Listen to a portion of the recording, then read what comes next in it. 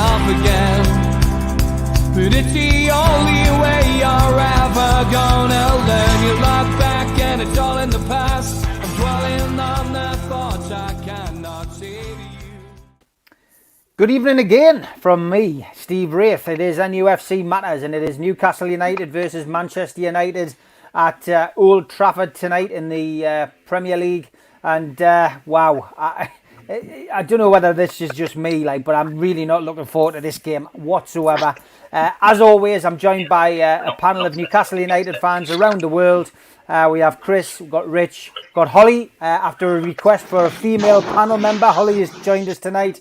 We've got Pete, we've got Jamie, our resident Manchester United fan. We've got Kieran, Al-Walid, and we've got Martin. So a big welcome to everybody in the chat. First of all, can I just ask everybody to mute their microphone because we've got a little bit of feedback. That won't be doing well for the people listening back home. That's great, and we'll just run through the team before we come to Chris. Starting lineup then. I saw a few groans and moans on the WhatsApp chat of everybody, and that was because Carl Darlow is still in goal. A lot of people were hoping Dubravka would be back in the nets. Me, I'm happy with either one of those keepers, to be perfectly honest. I'm delighted to see Darlow or Dubravka in there. Then the rest of the team: Emil Kraft, Jamal Lascelles, Kieran Clark, Jamal Lewis, Isaac Hayden, John Joe Shelby, Joe Willock, Miguel Almiron, Alan Saint-Maximin and Joe Linton. On the bench: Dubravka, Dummett, Carroll, Ritchie, Gale, Hendrick, Fraser, Murphy and Sean Longstaff. No place for Matty Longstaff on the bench tonight. And Manchester United line up like this. And there we go. We have De Gea, Lindelof, Maguire, Martial, Rashford, Fred, Fernandes, James, Shaw, Wan-Bissaka and Matic. And on the bench: Henderson, Tellez, Bailey, Tuanzebe, Williams, Mata, Greenwood and I can't see that other one. But yeah, you get the picture anyway. That's the Manchester United team. There's the Newcastle lineup then, Chris. We'll come to you first, mate. Give us your take on Newcastle's lineup tonight. So start from the top. I have to channel Mitch and say, if you've got a number one keeper and not an A and B keeper, and he's healthy, that Dubravka should be straight back in. I don't think that. There's been a couple of games where Darlow has saved us, but I don't think he's played well enough lately to justify keeping Dubravka on the bench. So I put Dubravka in there. I don't see what Bruce sees in Kraft. I think he's a bit crap. And I wouldn't have him in there. I'd have Matt Ritchie starting in there. I feel more confident in, especially in big games, that he provides the leadership that they don't really have. They don't really have captain leadership on the pitch unless Ritchie's on there. So I would put him in there. I just don't like the Shelby, but you can go with Shelby Hayden. That's all right. Well, where can you start with Joe Linton up front? With Wilson out, you've got to put Gale in there because having Joe Linton in there is like playing with 10 men and not a goal threat. I know that Gale's been streaky or not had great success in the Premier League, and people will say he's more of a championship striker, but he certainly provides more firepower and more of a goal threat than Joe Linton. So that's a no-brainer for me to have Gale over Joe Linton, and I'm okay with the rest of the squad. I know they've had injuries, and I might have Fraser starting because I still think he'll come good, and he's kind of a dynamic pace player that I'd like to see in the starting lineup. Okay, Chris, thanks for that, mate. Rich, it's a lineup which I think has had more groans than cheers. I've got to be perfectly honest, and a lot of people commenting the fact that Kraft and Joe Linton are in that starting lineup. It's got people on a downer before we've kicked the ball. Yeah, I think the issue we've got with Kraft though is obviously he's looking to go back to the 4 at the back, and we haven't got a natural right back because obviously Manquillo was out for probably the majority of the season, and we let Yedlin go in the transfer window and obviously didn't replace him. So we're pretty limited in the right back, unfortunately. Murphy hasn't done too bad when he's played wing back, so that was always an option. Whether he's defensively able to, well, to be fair, is Kraft defensively able to play right back as well? But regards to Joe Linton playing up front, I don't think he's going to be playing through the middle. I think they'll probably do Miggy through the middle, and Joe Linton will go on to, I'd imagine, on the right hand side of the three, bit like Wilson was playing. You might see something different out of him because obviously he's not up there by himself, but I highly doubt that. Surprised there's no place for Matty Longstaff in the squad, and obviously Sean's come back in, so I wonder if him and Bruce have patched things up. I still would have liked to have seen a bit more legs in the centre of midfield alongside Hayden. Obviously Willock's going to be there making the runs forward, but my feelings pretty much the same as yours, Steve, with Shelby. I just think we're carrying him, and when we're in a fight like this, we need people who are prepared to get stuck in and be proud of the shirt that they're wearing and give 110% for it. Yep. Okay. Cheers, Rich. Holly, your take on that starting lineup tonight? I would have brought in Martin Dubravka for Carl Darlow in this game, but I'm not too disappointed about that because I still think Carl Darlow can do a decent job. And then at centre back, I didn't want to see Lascelles still playing. I know he's our captain, but I don't think he's been up to scratch lately, so I would have brought in Paul Dummett in that position. So when he came on as a sub against Southampton, I thought he looked decent. And then instead of Joe Linton up top, I would have brought Andy Carroll in because I wasn't impressed by Dwight Gale at all in the last game, so I would have brought Carroll in because I think he would have had a lot more fault. And because I would have Carroll in, I would have brought Richie in for John Joe Shelby because I think Richie and Carroll could do well together on the same side. Okay, cheers, Holly. Hope you enjoy your first match day live experience. We'll treat you kindly tonight, so I'm sure you'll enjoy it. You just won't enjoy the match. Pete, Newcastle versus Manchester United. Stato Andre put a wonderful stat in the chat today that in the last 2 relegation seasons we've managed to get 2 draws down at Old Trafford. So I'm hoping for a comprehensive defeat because if we get a draw tonight, I really am going to start worrying with Fulham sniffing right up our backsides basically after last night's result. Steve, I think I'm with you. If that's the omen of when we do get something at Old Trafford, then I'd quite happily lose if it meant we stayed in the league. But yeah, we're in an absolute dogfight right now. And the one thing that I question is whether we've got the heart and the mentality. I know Rich just touched on it about what he wants to see tonight.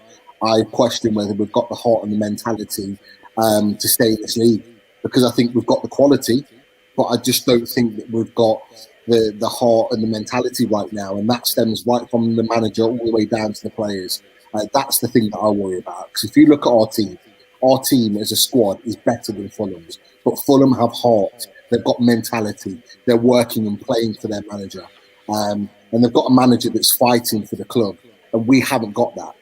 And that's the biggest worry going into these winter games. We've got everything in our favour. We've got the better players. We've got the better run of fixtures. We've got everything in our favour to comfortably stay in this league. But we need to show some bollocks tonight. And that's what I want to see. We'll go through the team. We'll go through the individual players. But I want to see some bollocks from those players tonight. I want to see that those players actually want to fight for this club. That they want to stay in this league. That they want to play for our shirt, as Richard said earlier. So that's what I want to see tonight from us.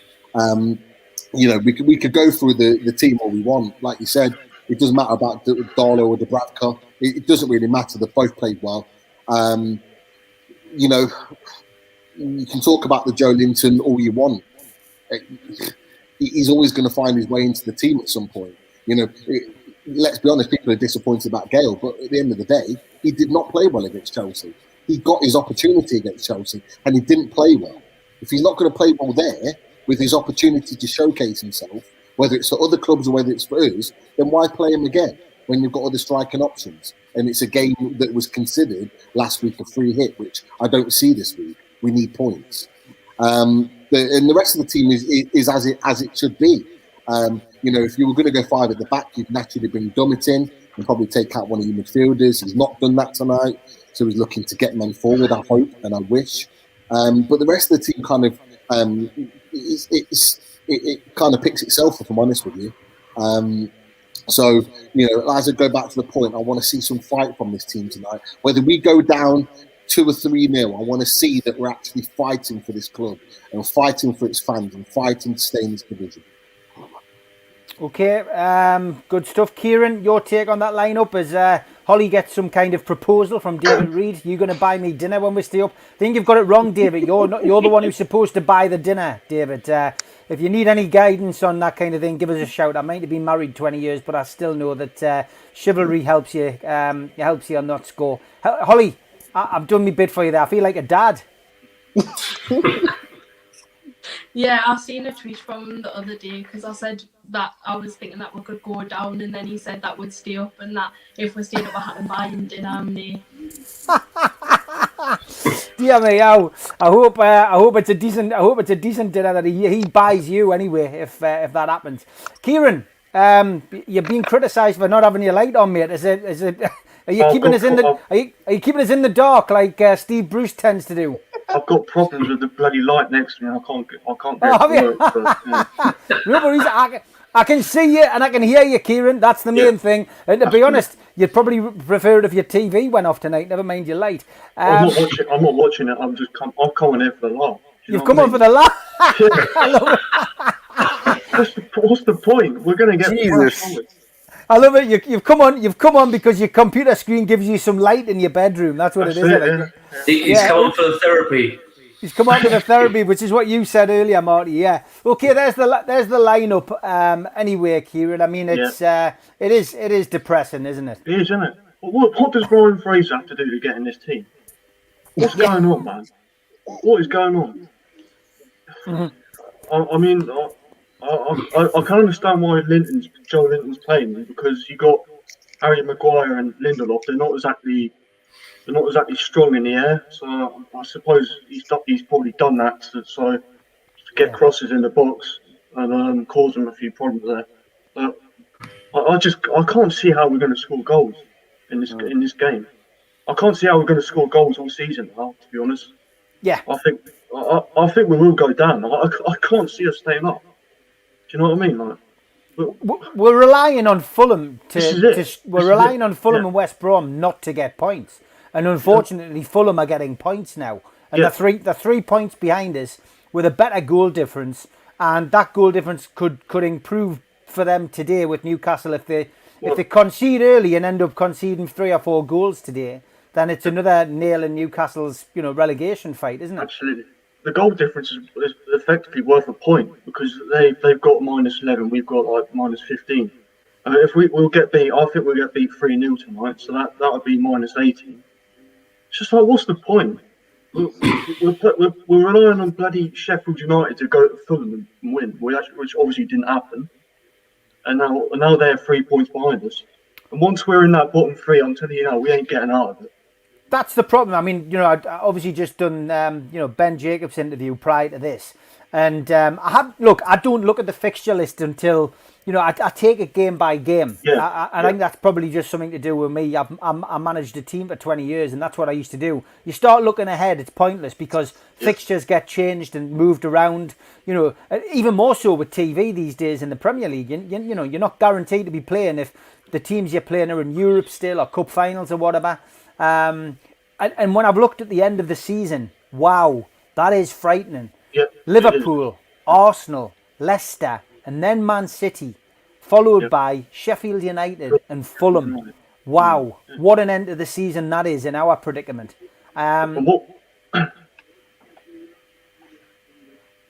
It's awful, Kieran. It is. Yeah, it is. Look, I'll move on to Babbo. Good evening, mate. How are you? Evening, guys. Good. I'm actually happy. You must be watching something else. No. I just take it as, look, the worst thing that's going to happen is we're going to get beat 3-0, right? That's the worst thing I'm like, why stress about it? Looking at this lineup, I'm like, okay, Bruce is either doing one or two things. He's either like, I'm going to lose this match, so let's just put all the people that need match fitness, because I'm seeing Lascelles and Kraft and like Joe Linton, who needs to practice the entire game of football. So if we're going to get, I was actually shocked. I didn't see the young lad, what's his name? Anderson. Yeah, I was like, Anderson should play this game. Like, let him have his experience. If you're going to lose, at least lose with something positive to start with. But I'm guessing next match we're going to have all the top experienced players playing. So right now, I'm just going like, okay, it might be a 1-0 or a 1-1 or even a 0-0. We never know. You can catch United off on a bad day. So no more negativity. We can't keep like that. Okay, the world is too negative for us to go on like that. Okay, Marty, you're hearing positivity from Babu. I mean, what's your take on tonight's lineup? I'm in a bad place, guys, to be honest, at the moment with this. Last night I was refreshing the Fulham score every 10 minutes. My missus was saying, "What on earth are you doing?" And I just said, "I don't know. I'm relying on other results. We need a 0-0."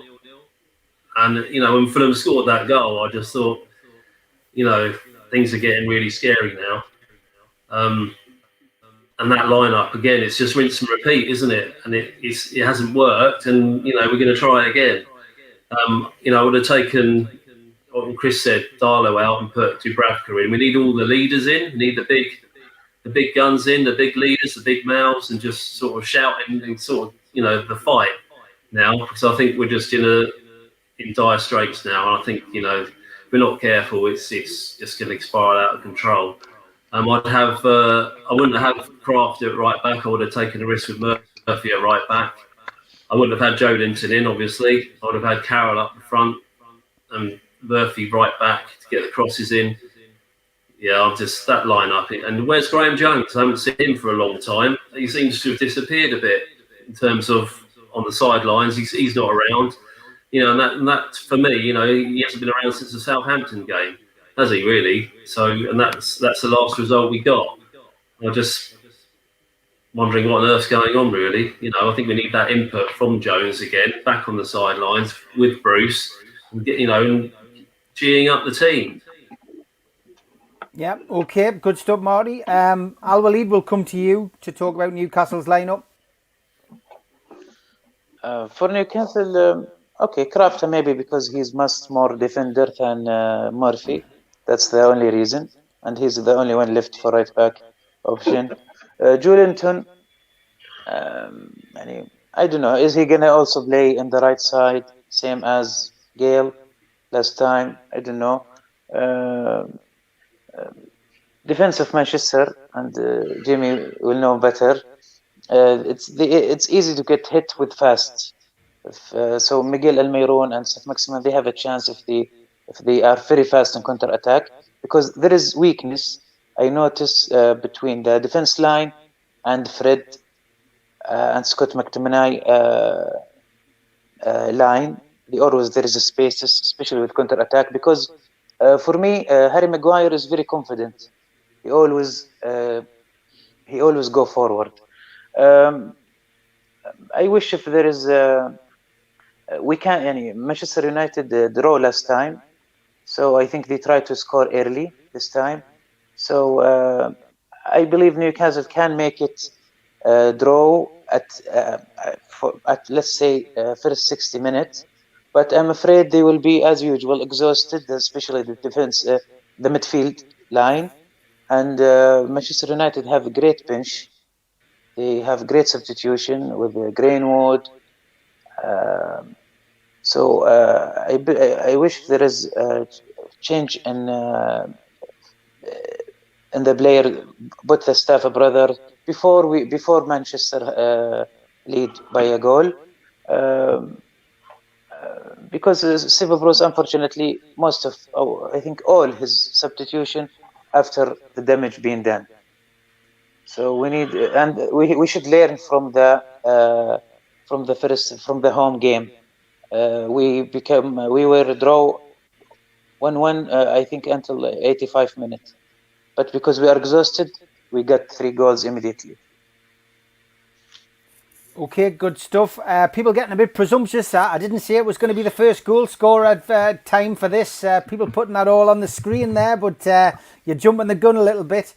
Jamie, welcome, mate. We'll try and get you before your internet dips off again. There's your line-up today. Manchester United fan, of course. What's your take on that team? Jamie, we can't hear you. We can't hear you, Jamie. And you're not muted. Not sure what's going on, Jamie. No, we can't hear you, mate. We'll have to give that a miss. We'll go around the houses and we'll go around the houses now and just get predictions from everybody. So, Chris, prediction for tonight's game. Well, looks like Jamie's been bruised too. Yeah, it does, doesn't it? Yeah. So, I'm usually an optimist, but not for this one. I don't want to be undersold, so I'm going to say 4-1 Man United. Okay, 4-1 to Manchester United. Rich, what's your prediction? You're on mute, Rich. You're on mute. Can't hear you, mate. There, can you hear us now? Yeah, that's it. Yeah. Yeah, I'm pretty much negative as well, but I think it'll be a replication of the Chelsea game. I think we'll lose 2-0. Okay, 2-0. What about you, Pete? I'd love to be positive. I was positive about the Chelsea game, and I was completely 100% wrong. So I'm going to say a 3-0 defeat. I think it'll be a Bruno Fernandes masterclass all over again. Okay, Kieran?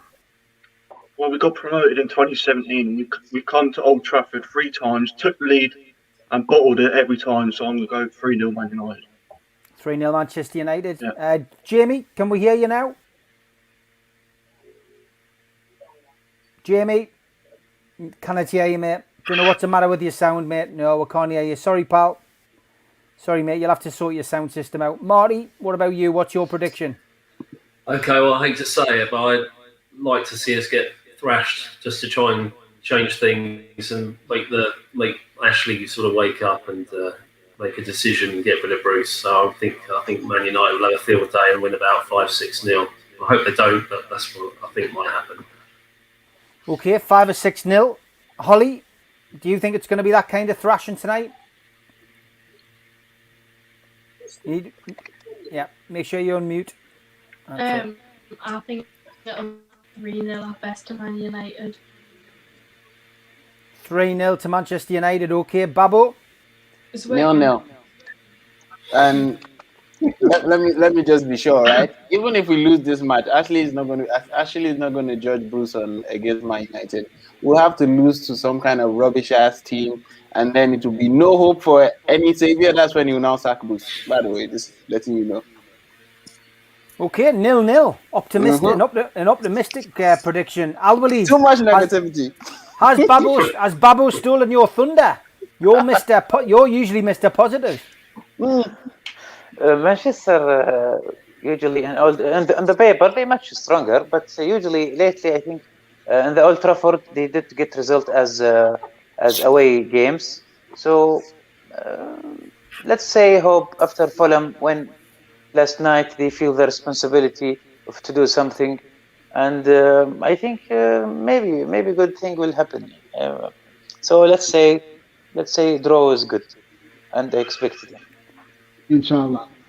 Inshallah, exactly. Yeah, John Tuff says, as a Villa fan, I would love to see you get a result. 1-1, I predict. Well, thanks, John. Fingers crossed.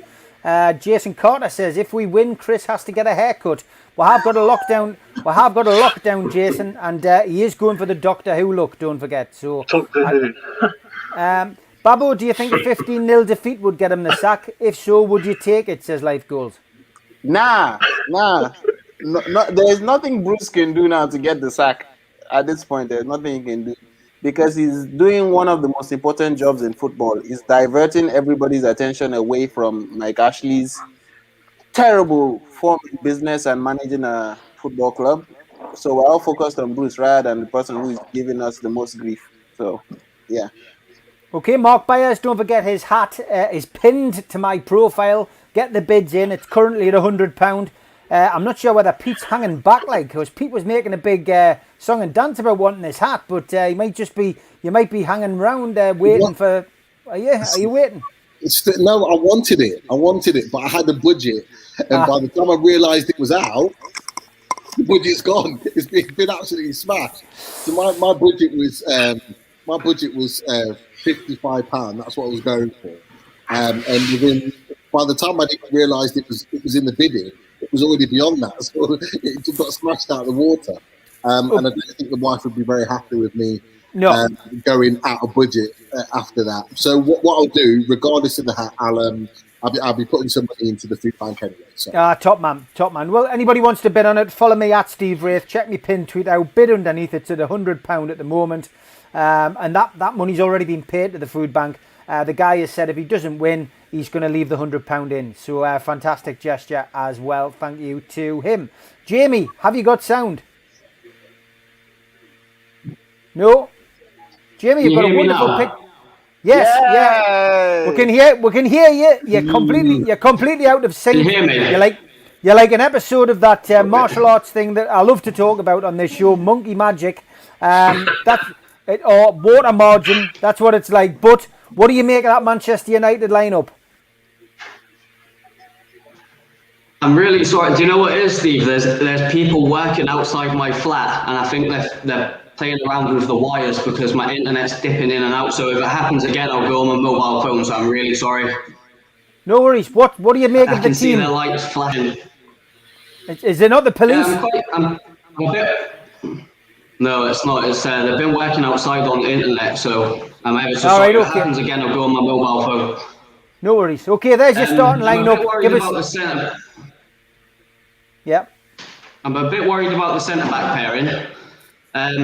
Everybody's seen all season the issues we've had with them, so that should be interesting. But I see you've got Joe Linton up front, so maybe that's a good sign. But it'll be a bit physical against them too, so that will be interesting. I'm not too worried about your front. Sim Maximum and Almiron will cause us problems, but I'm quite confident that Bissaka and Shaw will be able to give them a good game. But I'm quite surprised Daniel James is in the team. I think he played really well midweek, but it's a completely different game. So I was quite surprised by that. But I like the idea of Marshall up against Kraft. I think that's where we're going to get our joy tonight. And if we can get him on the ball nice and early and get him Kraft, I feel like might be onto a winner. Okay, good stuff. Thanks for that, mate. Spider VPN, of course, giving away a package, a 12-month subscription, and Spider router. So anyone who can tell me, the first person in the chat to tell us the scoreline and the person who scored the winner the last time we won at Old Trafford in the chat, go for it. Answer the question, and you will win that prize. Big shout out to Spider VPN for doing that. Today. Game's kicked off. Newcastle, good news, they're in yellow strips. No sign of the white socks. That's always a good start. Wear the white socks at Old Trafford, you get beat. That's I've told you that many times on this show. And I am superstitious like that. Mark Bayer says, well, a lot of people wanting Chris's haircut for some reason. Better still, if we lose, Chris has to get a haircut. Troll says, if we win, a blonde wig on Peter. Fancy that, Pete? I'd be more than happy to wear it if that meant we got 3 points. I couldn't care less. I'd wear whatever colour wig, just as long as we got the 3 points, I'll be honest. Yeah, okay. Well, the game's kicked off. We're a minute in, and luckily no goals as yet. So, Chris, just taking a look at this. We haven't spoken formations, mate. How do you see Newcastle lining up? Is it 5 at the back? So, BT says it's 4-3-3. I'd much prefer that to a 5 at the back. I'm not the best at spotting lineup. I would trust Pete more than my eyes on that lineup formation. But I'd be much better if it's three up front rather than Joe Linton as a sole striker, because the 3 up front is how he did perform at Hoffenheim. So if he can put him as a 3 and not as a sole striker with his back to the goal, I prefer that. Okay, Pete. Thoughts on the lineup and the formation? Sorry. Yeah, for me, it's a 4-3-3. There's no change there really in terms of how we've set up as a team. It's just that the personnel with the likes of Joe Linton coming in is slightly different. Hit it, please, Joe Linton. Jesus Christ. So bad, man. Yeah. Oh my God. The one thing I'll say, and I don't think we've touched on it with regards to Man United because we're waiting for Jamie, but everything that could have happened in the Man United lineup has happened. We've got the Lindelof-Maguire partnership, which is the dream, because them two playing together are an absolute nightmare. They're full of mistakes, and it goes in our favour. They've got Luke Shaw, who's a great attacker but can't defend. They've got Martial playing, who's had a dreadful season. Cavani's not in the squad because he's injured. These are all positive things for us. You know, Matic is playing instead of McTominay, who's a little bit more dynamic on the ball. Now, all these things have played into our favour, and then we go and play Joe Linton up front. So that where we can actually affect the game and hurt them, we've got someone that's absolutely inept in his ability to play football. So it kind of like it's like a void situation. So, you know, we're in a position where they've got a team out that we could actually exploit. The likes of Daniel James playing. He had a great game in midweek against Sociedad. But, you know, again, he's not the best finisher. He's all pace and no real substance. He's got the ball. Oh! Deflected. And then I was going to add the fact that De Gea is playing, and he's full of mistakes as well. So we've got a team there that we can actually cause problems. And if Sheffield United can go there and create problems, if West Brom, you know, can cause them problems, we can as well. But we've got to be dogged defensively. You know, that defence, Kraft is going to have the game of his life on that left-hand side, because it's not just about Rashford playing on the left-hand side. It's the fact that Bruno Fernandes plays a lot of his football on the left-hand side. Or right side, should I say, in that he picks up the ball in those positions. And he's going to be going up against Kraft, and Kraft is an easy target, like Chelsea was. Chelsea targeted him as well. So, you know, there are some positive there, although we're negative about the result and the outcome, and we have a right to be negative about it because we haven't seen anything to be positive about. There are some positives there in terms of what we can exploit if we get the opportunity and get forward. And look, I mean, we're 4 minutes in, and there's a fair bit of the ball been in their box in their area. We've already had a corner already. So, you know, if we can put pressure on them, the last thing I'll say is set pieces cause Man United problems because they don't know how to defend them well. So that'll be one of our ways in for sure. Yeah, I mean, people moaning and groaning. The reason being, Shelby did put a ball in.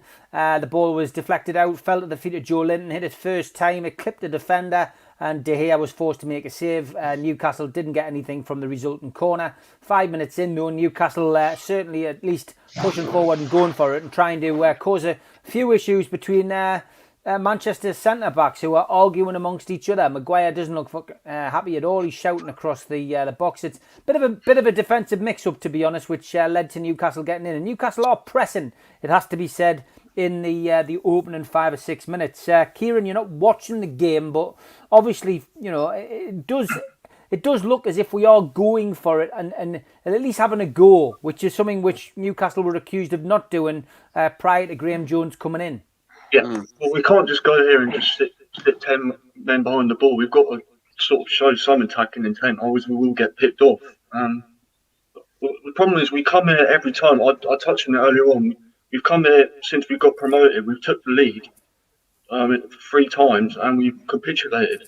The one that stands out the most is obviously under Rafa. We were 2-0 up with 20 minutes to play and we lost 3-2 with Alexis Sanchez scored in the last minute. So we have, if anything, we probably need to score first, so we've got something to hold on to. Was it last season that we did 1-0 with Martin Longstaff? I mean, it's like we did it with the same players and we didn't have the reinforcements we have now. So it is possible. It's just sometimes they can just make you feel like life is it's a lot harder than it's supposed to be. Yeah, I would agree. Congratulations to MS. If you can drop me a message on Twitter, mate, at Steve Wraith. You are the winner of the Spider VPN router and 12-month subscription. Drop me a message and we will put you in touch with Gareth and he will sort it out. He guessed correctly that it was 1-0 and Johan Kabaya was looking for the scorer and the scoreline. So well done. MS was the first one in. Drop us a message on Twitter, mate, and we will sort that out. Al Walid, opening 7.5 minutes. Newcastle 0, Manchester United 0 at Old Trafford. What's your take on that opening start? It's encouragement. There is the player of Newcastle excited and they believe they can score and stuff. But for me, Almiron, I think will be the key of the team because he's very fast and he will could do some damage to the Manchester defense line. But he's I don't want him to become in the back. You need to go more forward, but still there is issue with the distance between each other. There is a spaces between the player, which is make the player will become more individual. They can't make the counter attack easily because the way Maguire defends is always he's confident. He always make a pressure, lead the pressure on the players. So I'm just as I said, I'm just afraid from the stamina. I think this could, and from now I can say it could be any long time will pass on without any scoring. I'm afraid now from Bruno Fernandes because he's the player. He's there. He do everything quickly. He doesn't mind to do mistake. This is, I think, he will become dangerous on us. Anybody know where Cavani is tonight? He's injured. He's injured. Okay, yeah. Cheers. He didn't travel to Spain with them, I think. So. Right, okay, that's a big plus for Newcastle, him not playing as well. Match stats at the moment, 77% possession for Manchester United and 23 for Newcastle. Joe Linton squares it. Shelvey hits it over the bar and convincingly over the bar. 6 points to Wigan. That's what they used to say for those kinds of shots. Tells you how far it was over. Holly, nearly 10 minutes played. Newcastle still 0-0. De Gea, though, doing his best to gift Newcastle an opportunity there. Shelvey hitting it over the bar. Yeah, we've had a couple of good chances. I thought would hardly have had the ball by now, but we've done better than I thought. Miggy Almiron seems to be playing really well and Joe Linton hasn't been that bad because I was so worried when he was starting, but he hasn't looked bad at all. So hopefully he carries on like that and hopefully he can get a goal for his confidence. Yeah, 3 shots on goal, 1 on target, none for Manchester United. It does show that Newcastle are certainly pressing forward more than they were a few weeks ago, Holly. Yeah, it does. And it's so positive because I thought that Bruce was going to panic a bit and end up going 5 at the back, which I didn't want to see because the football's dreadful when we play 5 at the back. So that now that we're playing 4 and we're playing more attacking, it's a lot better to watch even if we do get beat. Yep, okay. Rich, what do you make of the opening 10 minutes or so? I've been pleasantly surprised, to be honest with you, Steve. I think, they are going to get a lot of the ball, like the stats have already just proved, but we look very dangerous on the break. We've got plenty of pace in the side. They look very, very shaky at the back, the 2 centre-halves, and obviously Fred in front of them. They've had a few arguments already. De Gea's looked very shaky already as well, kicking out the box and stuff like that as well. So they're definitely there for the taking, and to have 3 chances already. Okay, 1 only on target, but it means we're able to create something. And just going back to something you mentioned before about our winning and Kabay won 1-0. We did actually wear white socks in that game, Steve. No, I didn't realise that, mate. I didn't realise that. So yeah, we had the Brazil away kit on, the Brazil kit, the 3rd kit. Yeah, you're right. Yeah, you're right. You're right. Okay. Jamie, are you with us?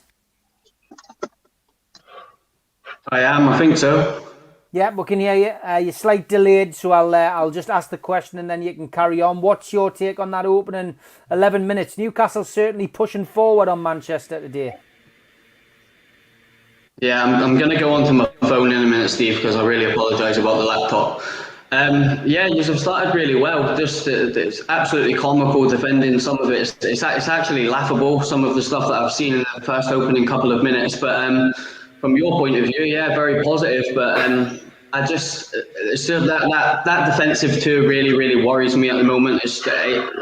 There's no secret that it just doesn't work, and Ollie keeps persisting, and we don't understand.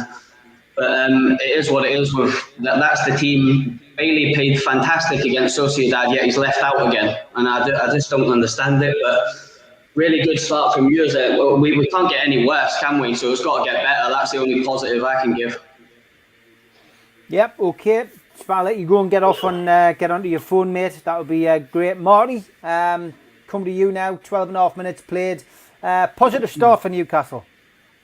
Yeah, I'm really impressed, actually. I can't really work out the formation, though, up front. It looks like Miggy's up front on his own, and you've got Joe Linton on the right and ASM on the left, and then Willock just behind Miggy. That's a bit strange. But yeah, we're doing looking all right. I'm pleased to say we're having a go. I mean, I think it was against Chelsea. We seemed to get 3/4 way up the pitch and then pass it backwards and go back to the keeper, which wound me right up. But yeah, it looks like we're having a go in this game, so it's good. Yeah, fingers crossed it continues and Newcastle can get something out of this pressing and pushing forward. Babbo, encouraging start. You were the man who has set the tone with these positive vibes tonight. 0-0 draw you predicted. Let's hope that. I think the problem with Newcastle is concentration. If we can get 0-0 to the 75th minute, then that's when we can start to celebrate. For now, just let's keep the positive vibes going. I'm actually a bit concerned about Lascelles, and I feel like he's gonna give away one of those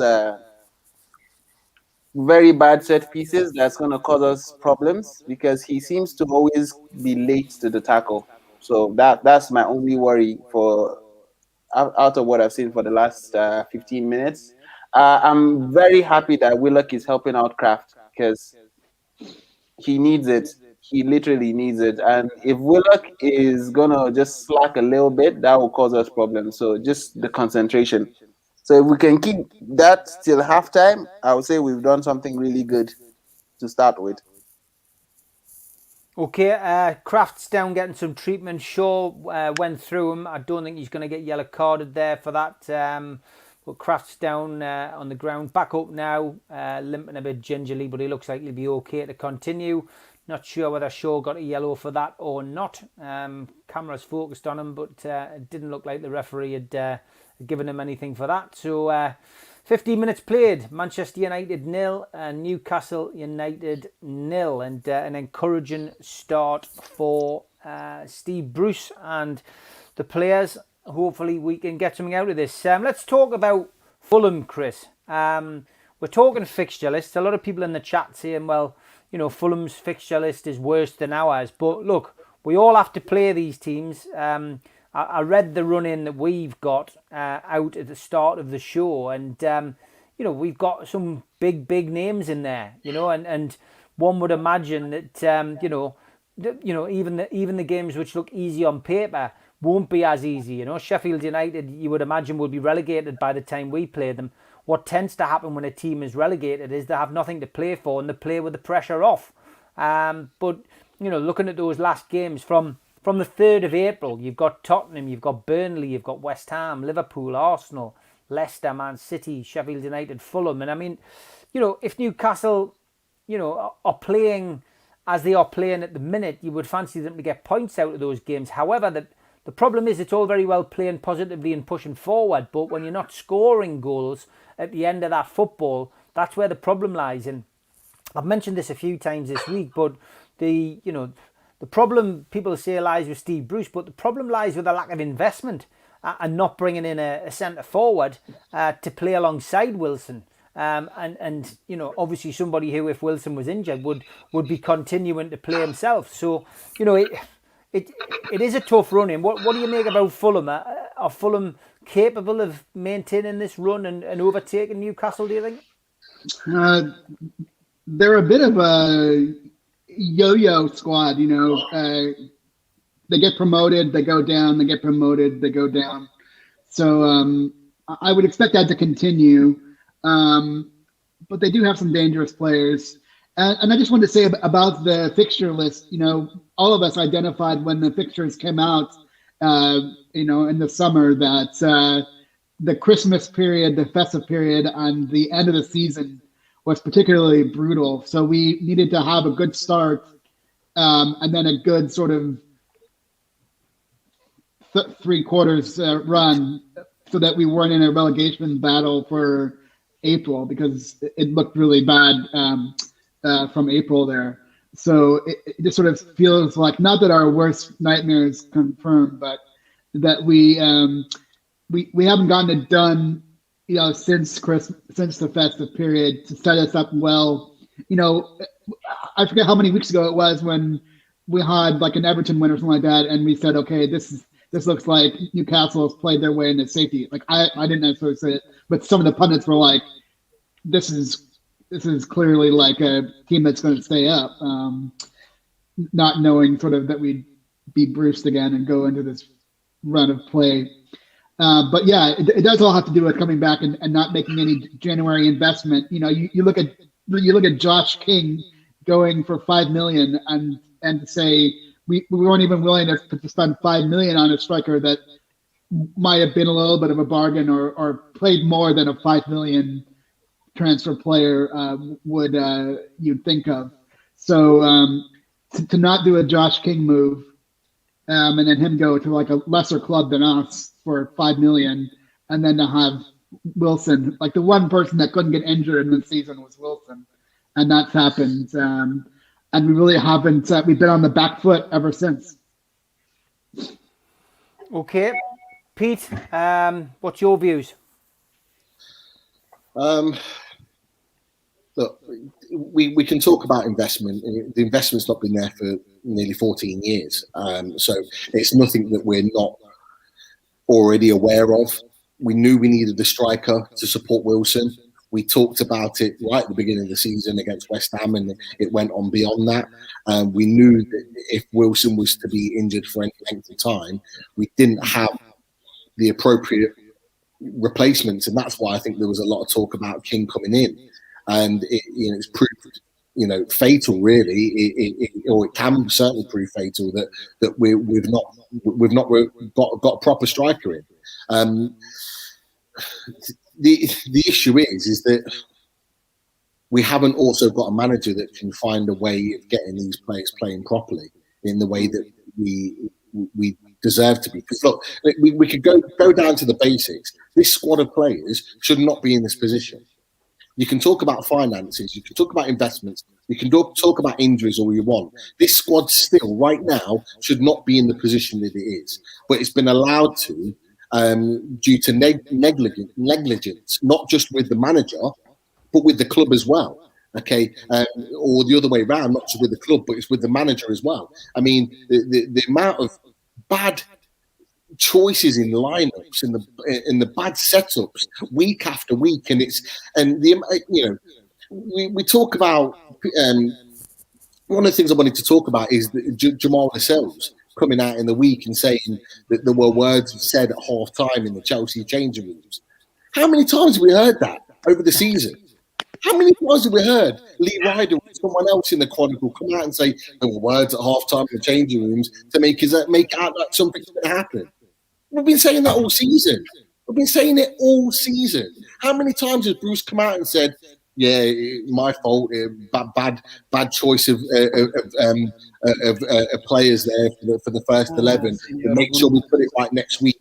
Or the players have had some harsh words said to them in the build-up to the next game. We could go back loads of games over the season where that's been said.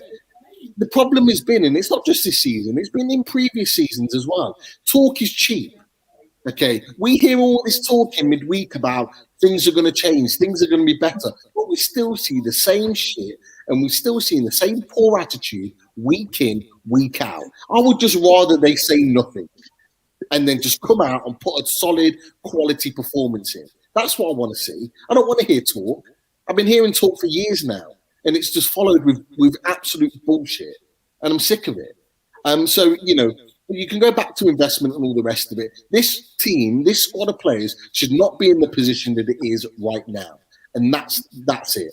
You look at fixtures, the one thing I'll say is that the reason why I talk about fixtures is that we have an opportunity to put this relegation fight to bed in these next 7 or so games. Yes, we've got some tough games towards the back end of the season, but as I've said to you before, Steve, and I've said it on the panel, that I honestly don't believe that this relegation battle will see the end of the season. We will know after these 7 games, after today, and those 7 games that are upcoming, whether we're going to stay in the league or not.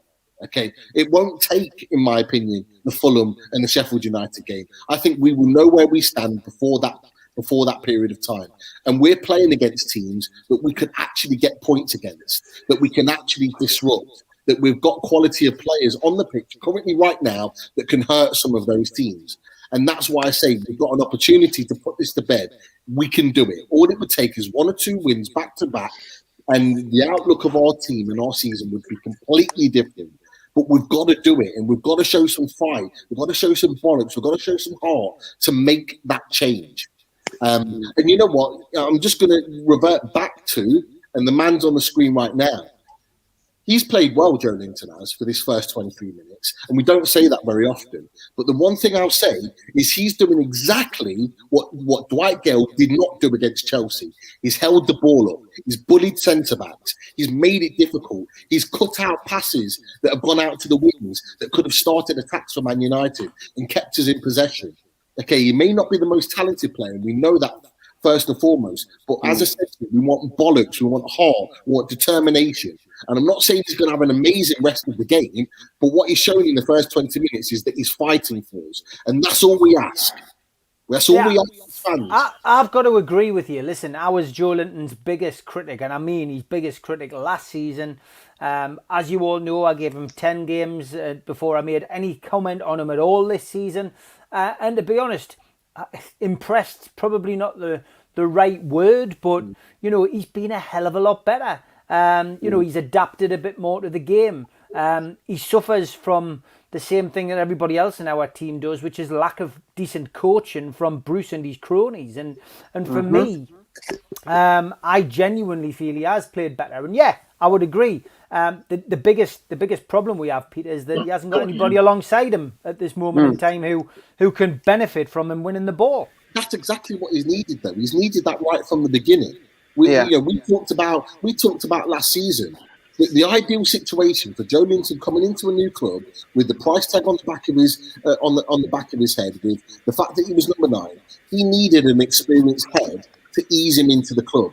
The perfect scenario, and we talked about it before, Rondon coming back to the club as an experienced centre forward to play alongside him, to help and support him, right, would have been the ideal partnership for him to bed himself into English football. It never happened.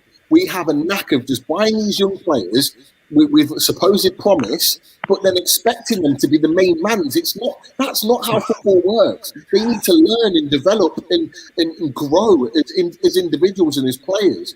I'm sorry. Yeah, that's why I asked you guys the last time. I said, what is our criteria for picking these players? Like, we just buy French players or unknown players and we're like, go, play, run.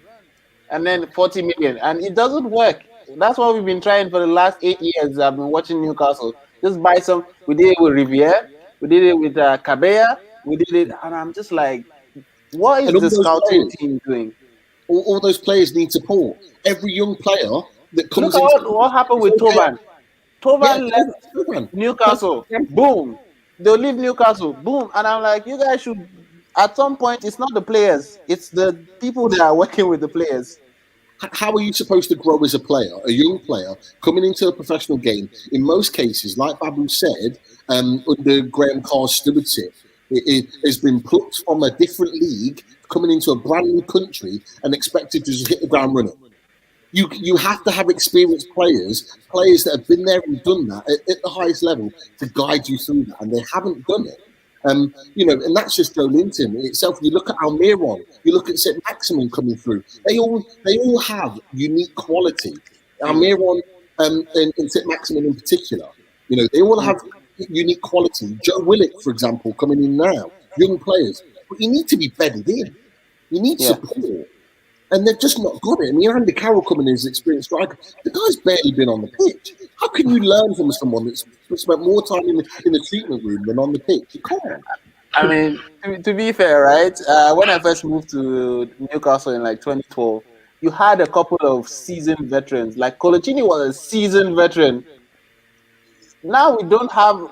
If we want to look to someone in the team to inspire the young lads coming through, we're looking at Shelby. Yeah, I mean, you're looking at the senior pros around the dressing room. It's Shelby, it's Andy Carroll, Ritchie. you know, Matt Ritchie, exactly. And out of those three that we've mentioned, two of them aren't even getting in the team. Yeah.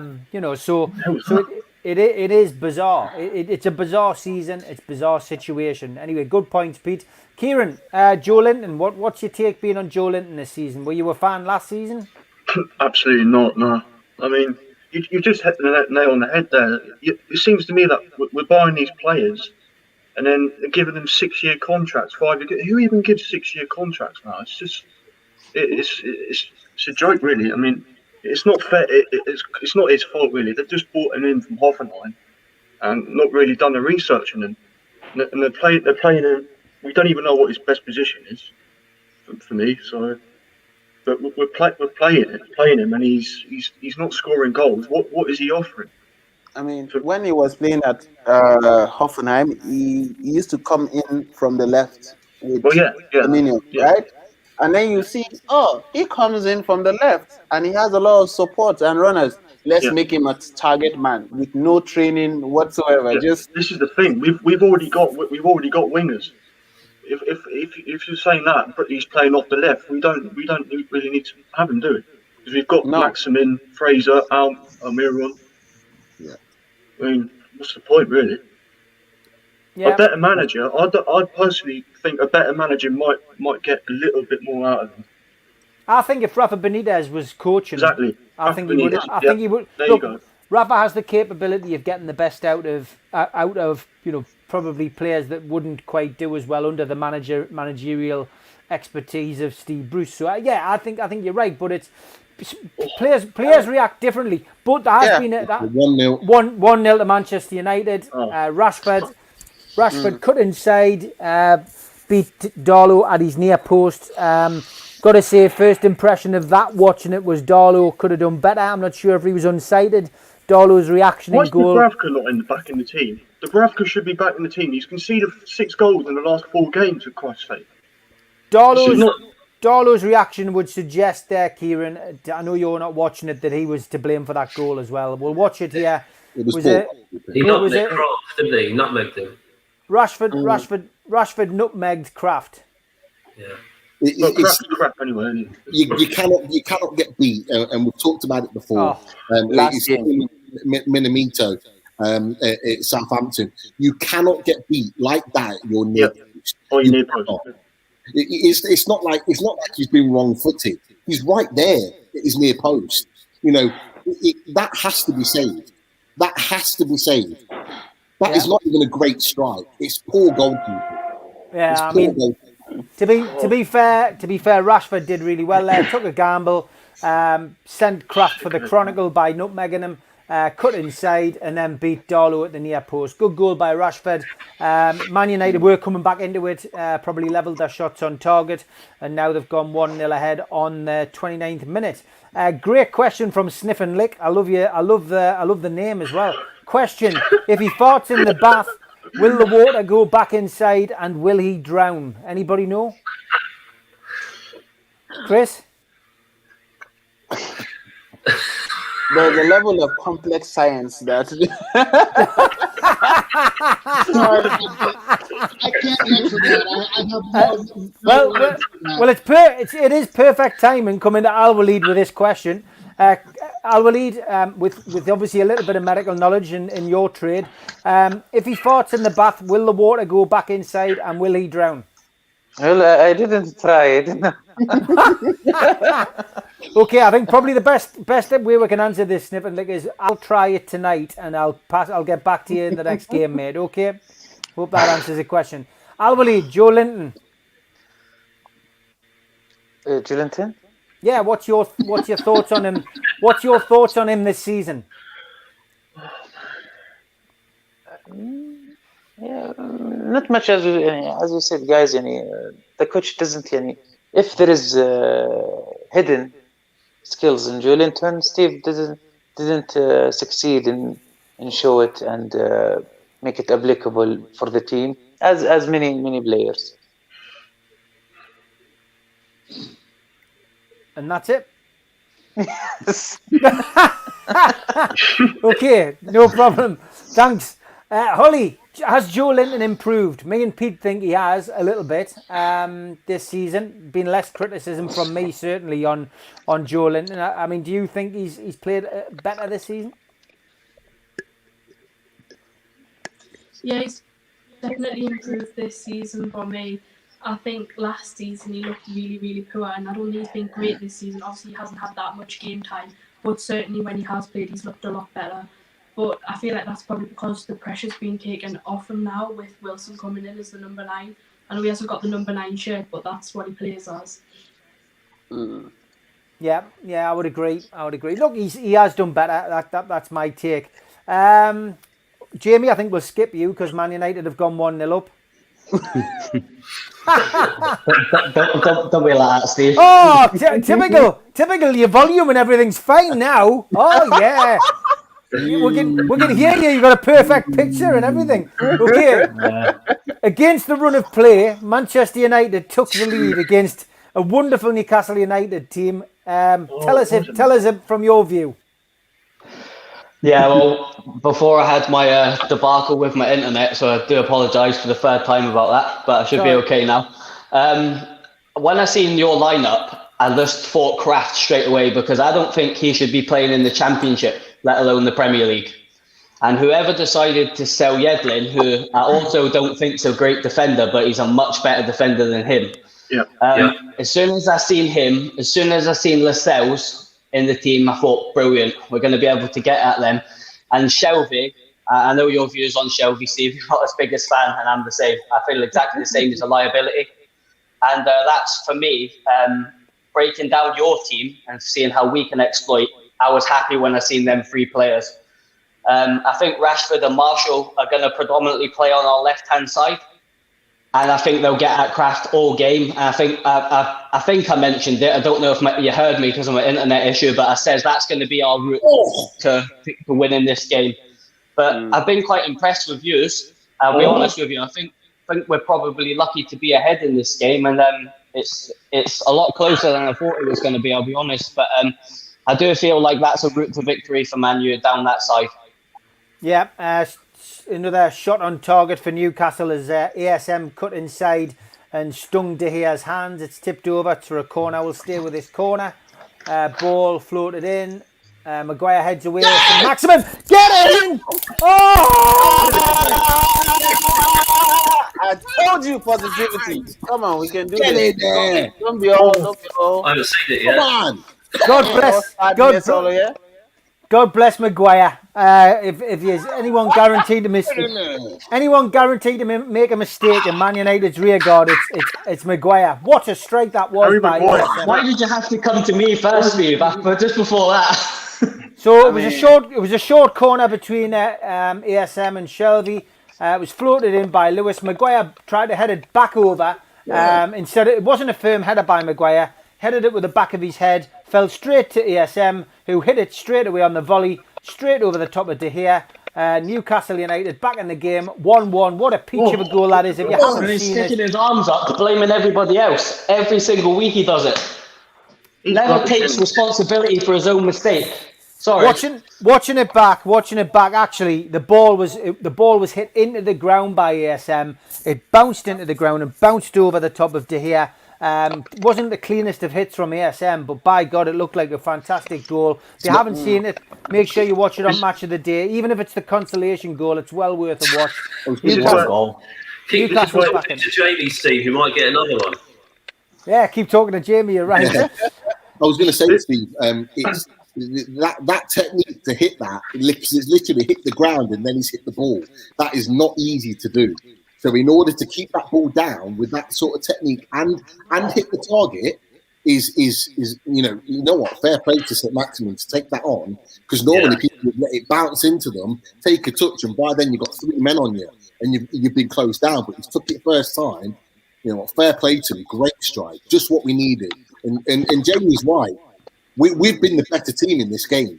That goal came out of nothing, 100%.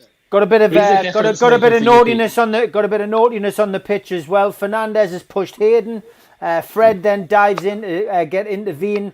Almiron and Fred have a Mexican standoff. It's been a bit of naughtiness on the pitch. The result of that is Bruno Fernandes gets a yellow card, which is his 5th booking of the season, and Isaac Hayden gets a yellow card. That's his 7th booking of the season. Newcastle 1-1 at Old Trafford. So, Rich, we're back in it, and to be fair, we deserve it. Do you know what? I was going to say that after, you know, when we played Chelsea the night, when we went down to concede the first goal, we just didn't look like getting back at it. But the response from going 1 down was so positive. It was a completely different response this time, and they went straight out and they obviously tried to attack on the front foot and get back in the game. You know, that first couple of minutes around the goal, I was going to say to you before you came to us that we need to get ASM in the game more. And then, sure enough, you know, 2 chances in the space of a minute. And to be fair, the build-up for the first corner from Joe Linton, I actually thought it was actually fantastic hold of play.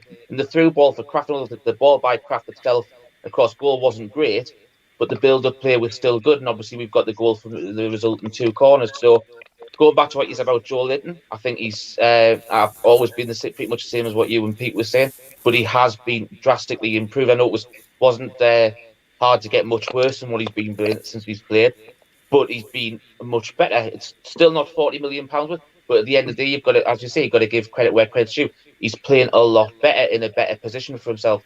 We've always known he's not a lone striker. Having that support around him in the middle and then behind him is working a treat for him. And you see a little bit better in what he possibly could be capable of. I've always said if we had a better coach, would we see a different player as well? But obviously, we'll never know that until we've got a different head coach. So, but yeah, I'm really, really happy with the response. To be fair, the first half hasn't been bad, and you know the goals come from you know, Kraft probably overcommitting himself and getting done by Rashford, and then the bad positioning by Darlow. You know, to be fair, I think if this could be the game that seals Darlow's place, in my opinion, and bring Dubravka back in, because that's the second time in a few games where he's beaten on his front post, and you just can't do that at this level. Dubravka's an international keeper, and he wouldn't do that sort of thing. Yeah, okay. To be fair, to Steve's point earlier when he was saying if we had Rafa, like if we just have a competent manager who actually has a plan for how to approach games, we would have done way better this season. Like and Bruce is a manager. I don't necessarily rate him as a Premier League manager, but if we just had someone that said, okay, look, I'm not good at tactics. Let me bring in someone who can drill the players to make sure that our build-up play is good, our set pieces are good. At this level, I don't understand who's making the decisions or how they are even making the decisions to pick managers. Because right now they're just using the same set of managers going in a loop, and the moment the manager comes in, we know what we expect from them. We know what Bruce's football is like. We've seen it with Aston Villa. We've seen it with Hull. Okay, 40 minutes played, 41 minutes played almost now. It's a corner to Manchester United. We'll stay with this and see what comes from this.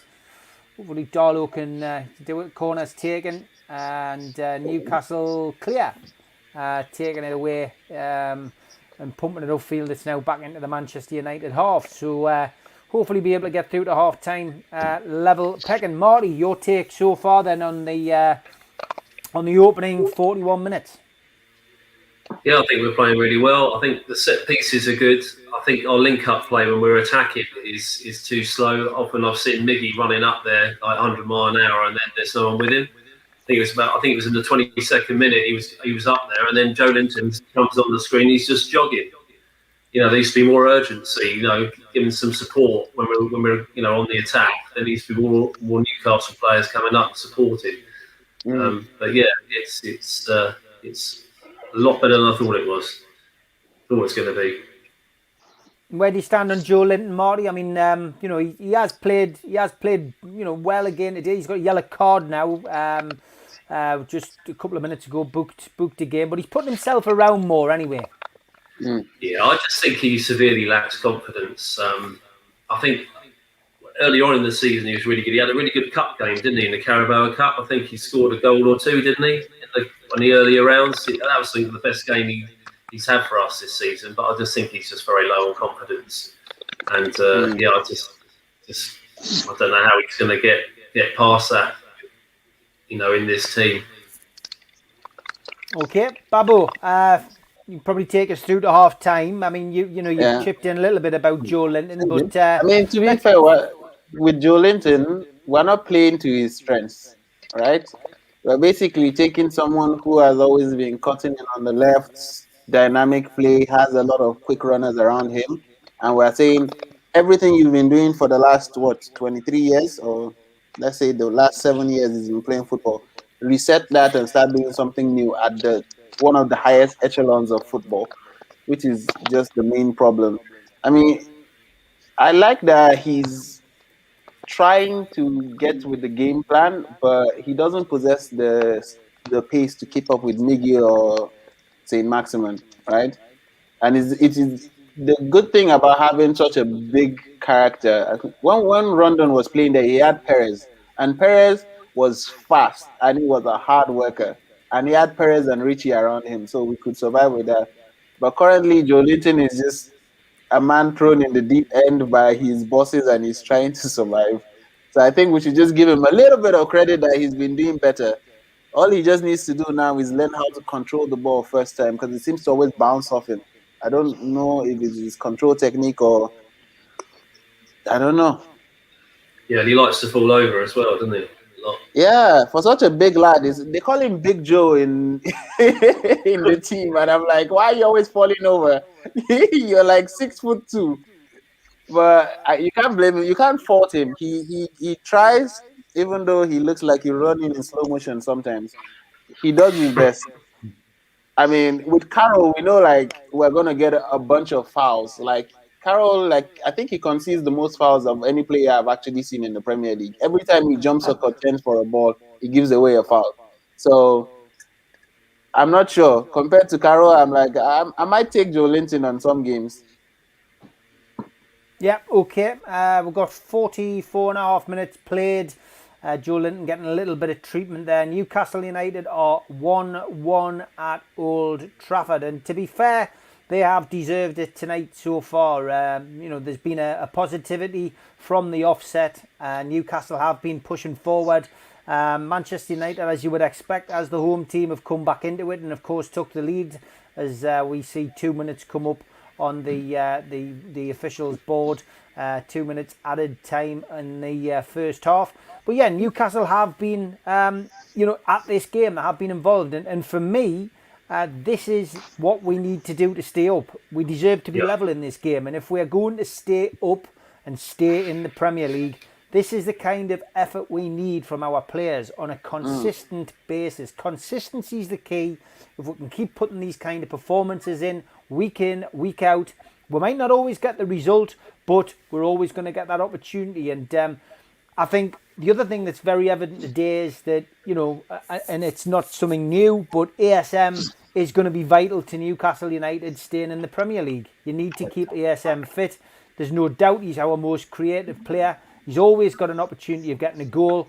And we need to make sure we're playing Miggy in the right position as well, because Miggy puts his work rate in, he's putting a shift in, he is playing with a smile on his face again. And again, we know that if you get Miggy Almiron into the right positions, he can score goals. So we need to find a way of making sure that, we keep this effort going. And that is down to Steve Bruce, Graham Jones, Steve Agnew, whoever is, leading the conversations in the dressing room and at the training ground. And that is really what we need. We need to see more of this. And got to be honest, I'm not Shelby's biggest fan. You hear the panelists say it all the time. They know that I'm not. But again, Shelby in the first half, like everybody else, has put a little bit more effort in today. We are competing today, and that's all you want to see. We may end up losing this game. We may win it. Who knows? But, at this moment in time, we need to continue. It should be the easiest half-time team talk Steve Bruce has had for a while. He needs to get in that dressing room and make sure that the players know that they need to do the same, if not a little bit more, to try and get something out of this game. So let's hope that that's what they can do. We're just about to come up to half-time. Can't be too long before the referee blows the whistle as Graham Jones just comes down behind Steve Bruce on the touchline. And that is it. Half-time, Newcastle United 1 and Manchester United 1. Chris, give us your assessment, please, of that first half. Sort of a tale of two halves within the half, I would say. For the first quarter, they looked pretty, like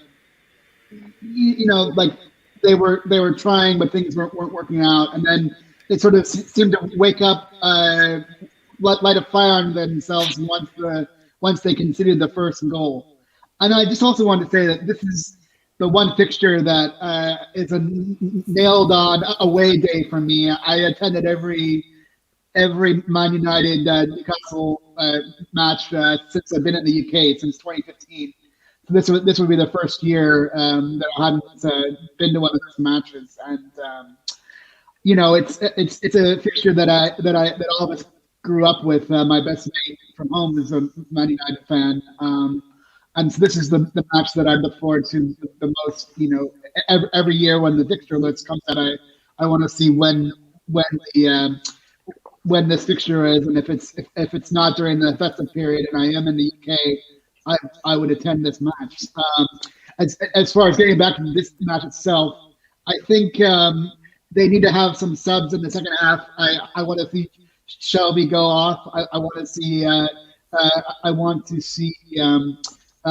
Then bring on Fraser, and I just want to see them be a little more attacking minded up the middle. Having Shelby and Hayden is really like their defensive holding defensive midfield play, and I need some more dynamism from. I think somebody like Fraser would supply that. And I'd also bring on Richie for Kraft. Okay, Pete, give us your assessment of that first half, mate. Very pleased. Very pleased. For me, we've been the better team. And we deserve to at least be going in 1-1. If it wasn't for some individual bad goalkeeping from Darla, we would be going in 1-0 up. But look, hey, this is 100%, 1000% better than I ever expected us to be performing tonight. And like I said, what I wanted from the beginning of the game is for the players to show some bollocks and some heart and some determination for the club, for the badge, for the shirt, and they're doing that right now. And that's all we can expect as fans, is for those guys to put in 100% effort. We know that technically Man United are better than us or have better players than us, but we're matching them all over the pitch. And that little handbags that we saw from Bruno Fernandes, I think, was an example of that, an example of frustration, that they're not getting their own way against a team that they thought that they could come in, that's on a bad run of form, that they could just kind of dispose of, and we're not allowing them to do that. I have to say, Miggy Almiron is destroying their team on the counter attack. They are shocking them.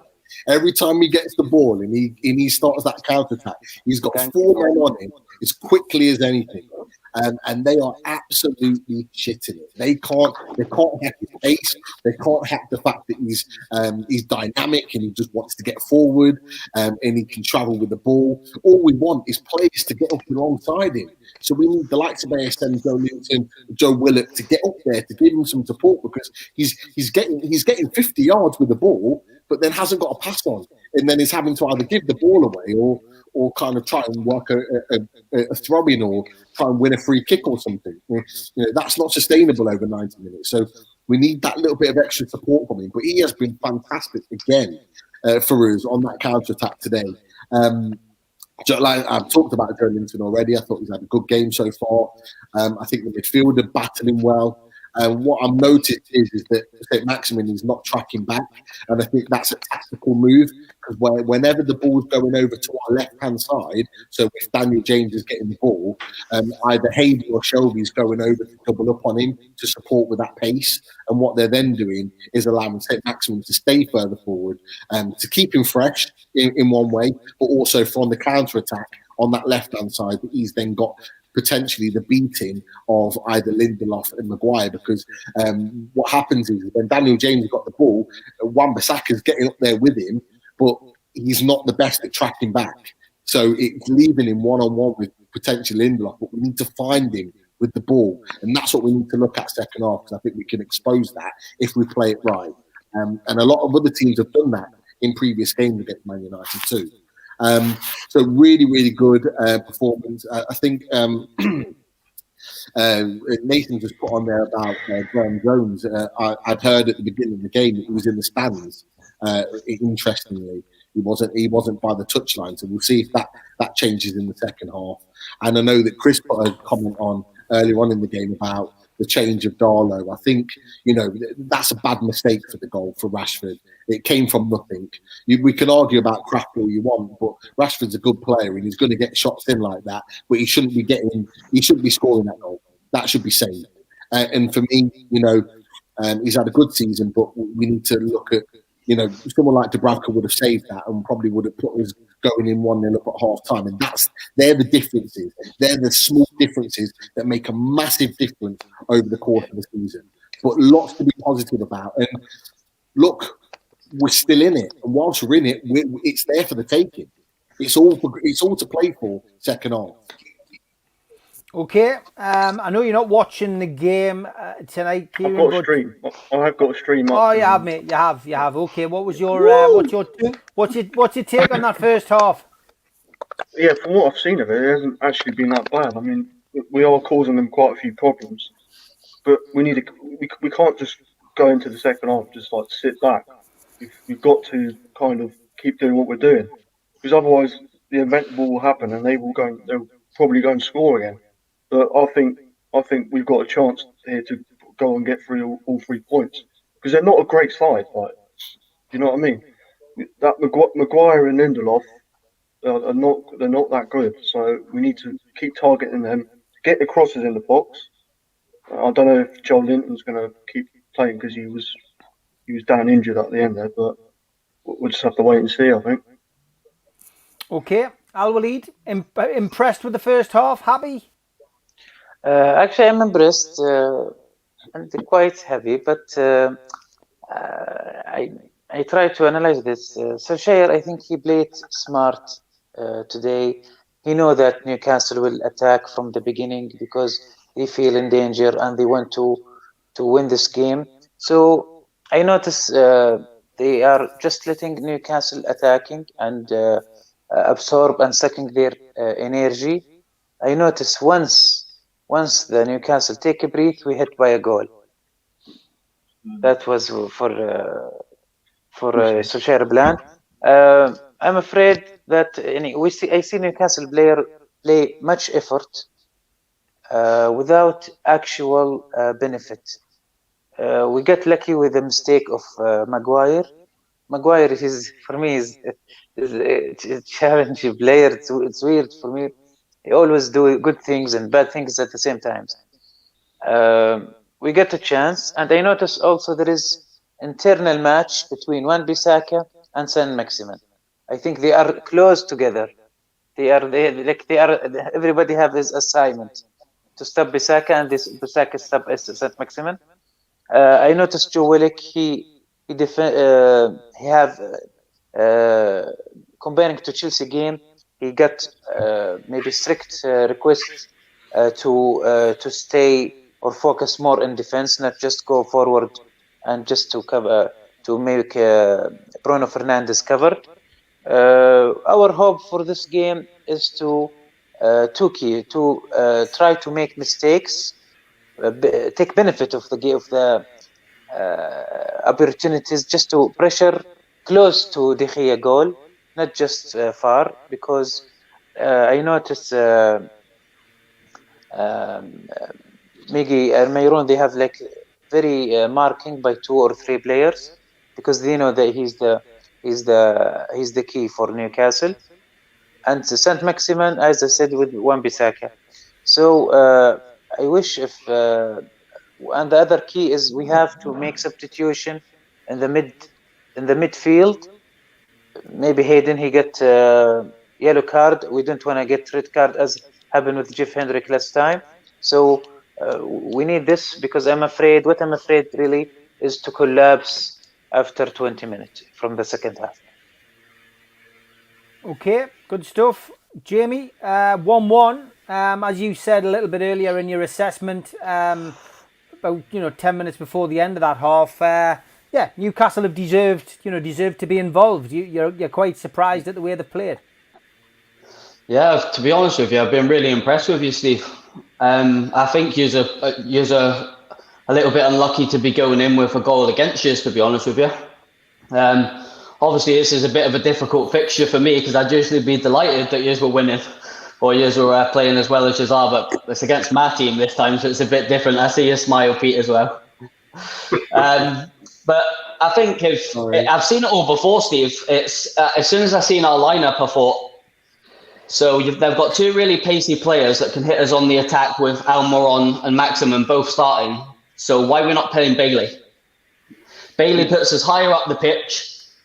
He's pacey in behind, so he can keep up with the defensive attributes from a pace perspective. He's hard in the tackle, he'll get stuck in, but yet he goes with Maguire and Lindelof, and it's just like, I can't think of the word off my head, but it's like you keep doing the same thing and expecting a different result. And I'm like, so you keep playing them two after mistake after mistake after mistake. How many mistakes is it going to take until you realise it's not working? And I feel like that's why you're getting so much joy.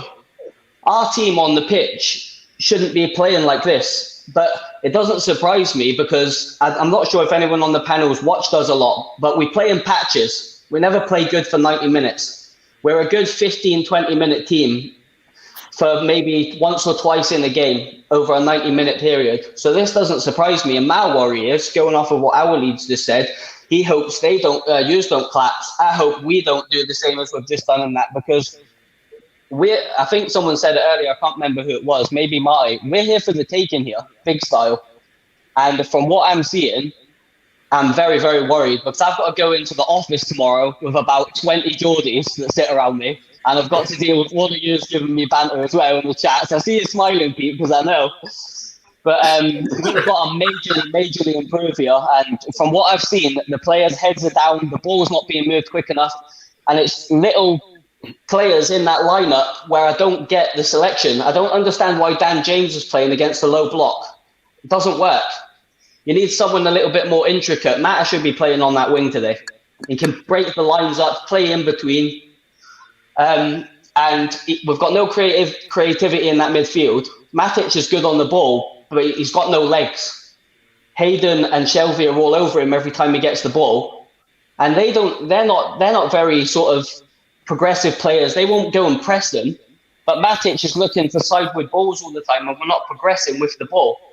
So we need a more creative player in there. Like, a lot of people slate Pogba, but see, when we don't have Pogba, this is what happens, because we don't have anyone that can pick the ball up from deep and play through the lines and run past the line. Someone to commit past Bruno Fernandes and find him in them little intricate gaps. So the lineup for me, I was looking at it and thinking, oh dear, because this is a hard fixture for me, because I know the impact if we lose. And I'll get bantered for weeks. So it's a case of, it's a difficult one, but I'm just praying we improve. But I understand you are praying we don't. So is Pogba one of the few who's on a play when I want contract? He's injured. Steve, do you know what? I know I've spoke to you about Pogba before, right? And I do get the other fans thinking that he's a bit of a waste of time, because he has been at Man United. He has 90% of the time he is. But when we don't have a player that can create from them two deep positions, because the problem when you play Maguire and Lindelof, sorry, I feel like I'm taking over the show, Steve. I do apologise. Don't worry, go for it. When we play Lindelof and Maguire, Ollie is absolutely petrified of them getting ran at because they have no pace. They don't have a brain between them when they're playing together. And so he puts them 2 defensive blocks, usually McTominay and Fred. McTominay is obviously unavailable today. So he puts a barrier up of them so he can protect them. But when Pogba's in there, he can go past Bruno.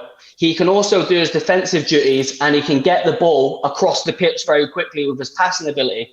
I was hoping Donny van de Beek was going to be playing in one of them positions today, because you know what you're going to get from Newcastle.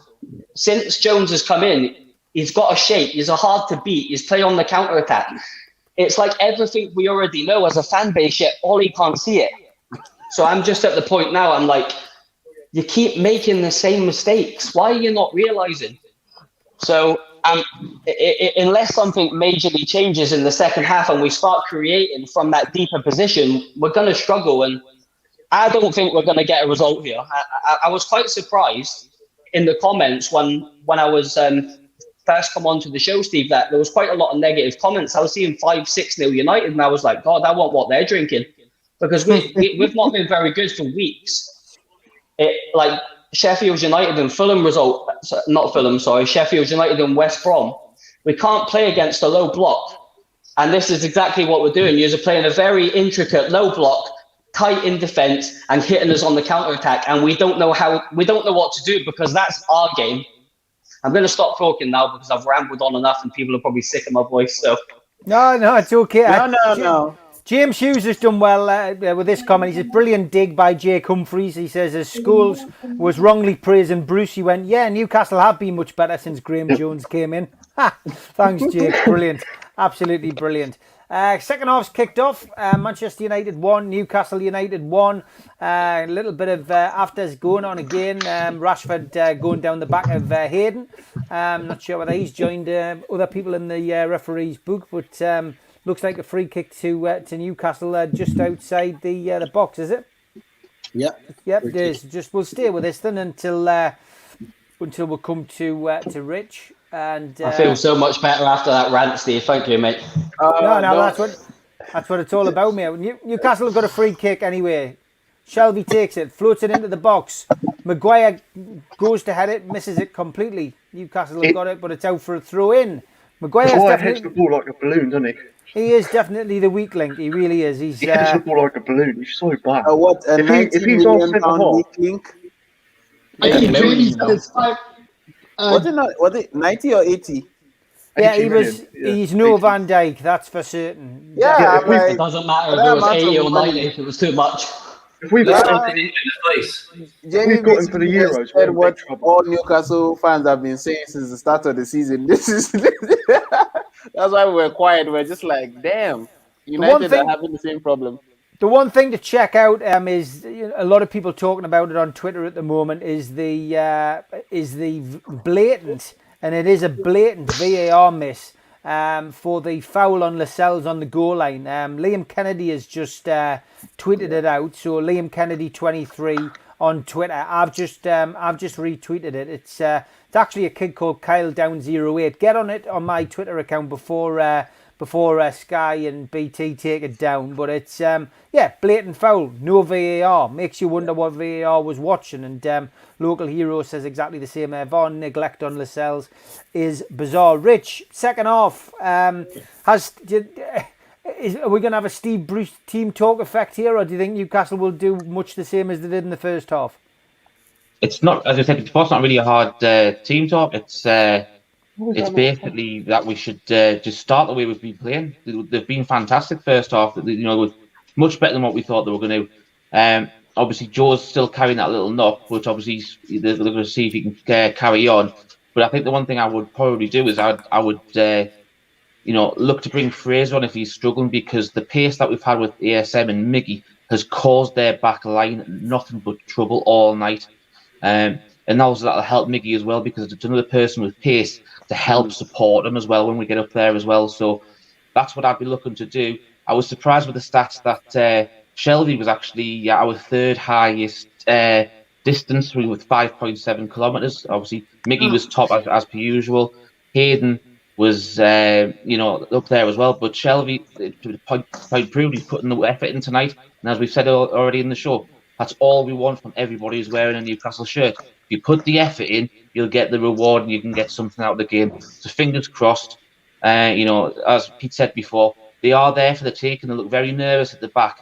And if we can get that pace and hit them on the counter, which we've been doing well in the first half, we might be looking for possibly 3 points, let alone just a point. Man United giving away some cheap free kicks. Newcastle have another one. Shelby launches it into the box again. This time it's nowhere near Maguire. And the ball falls to ASM again. Was it ASM? Yeah, it was. ASM on the edge of the box. Hits a wicked right foot shot. Skims across the turf at Old Trafford. But falls nicely into De Gea's hands. And Newcastle stay 1-1. But that either side, if that had swerved either side of De Gea, he would have been in trouble. Luckily, it went straight down the middle and straight into his arms as he hit the deck. So the score stays at 1-1. But match stats: Man United 5 attempts on goal, Newcastle 8 on target, Manchester United 2, Newcastle 5 shots on target. Very, very good statistics. Possession, which a lot of you will remember, has always been poor all the way through the season. Essentially is the same, 75% Man United, 25% Newcastle in the first half. But who cares? Newcastle are having a go. When they're getting anywhere near goal, they're trying to have a shot on goal. Marty, it's more positive. 1-1 going into the 50th minute now. It is positive. Yeah, it is. I think at half time, Bruce just would have just said, "Same again, please, boys." I'd like to see that link-up play when we attack, just getting more players forward. That link-up play has been poor in the first half. But yeah, it's enjoyable. I really thought this game, I thought it was going to be terrible. I thought we were going to get absolute hiding. But it's been a real pleasant surprise.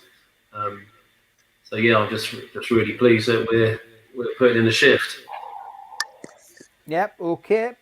Good stuff. Babu. I've got a question to start with. Keep the positivity, lad. Yes, go on. I've got a question, right? When as long as it's not the same as Sniff and Licks question earlier. No. We haven't gotten to that yet. Okay. Maybe after a couple more years of Bruce. But I was basically just like, when we saw the VAR thing on Lascelles, I'm like, what is Bruce doing? Like, I've seen managers lose their shit for less, and Bruce is always just like, I guess we could have had a penalty there. But it's you have to go to the fourth official and claim it or do something. I'm hoping that we can refresh the legs at the 70th minute, because you take off Joelinton and you put Fraser, get Richie on, and Carroll. That's just basically you already stating that you are in for the business. Unfortunately, we know Senior Bruce is not in for no business. He's just trying to keep his head down. So hopefully, if, I don't know, the Valkyries can give him some confidence or some courage, he's going to actually do something like that, because we cannot keep playing this football like this continuously. The guys will get tired. Shelby is already running right now because he's jogging back at every chance he gets.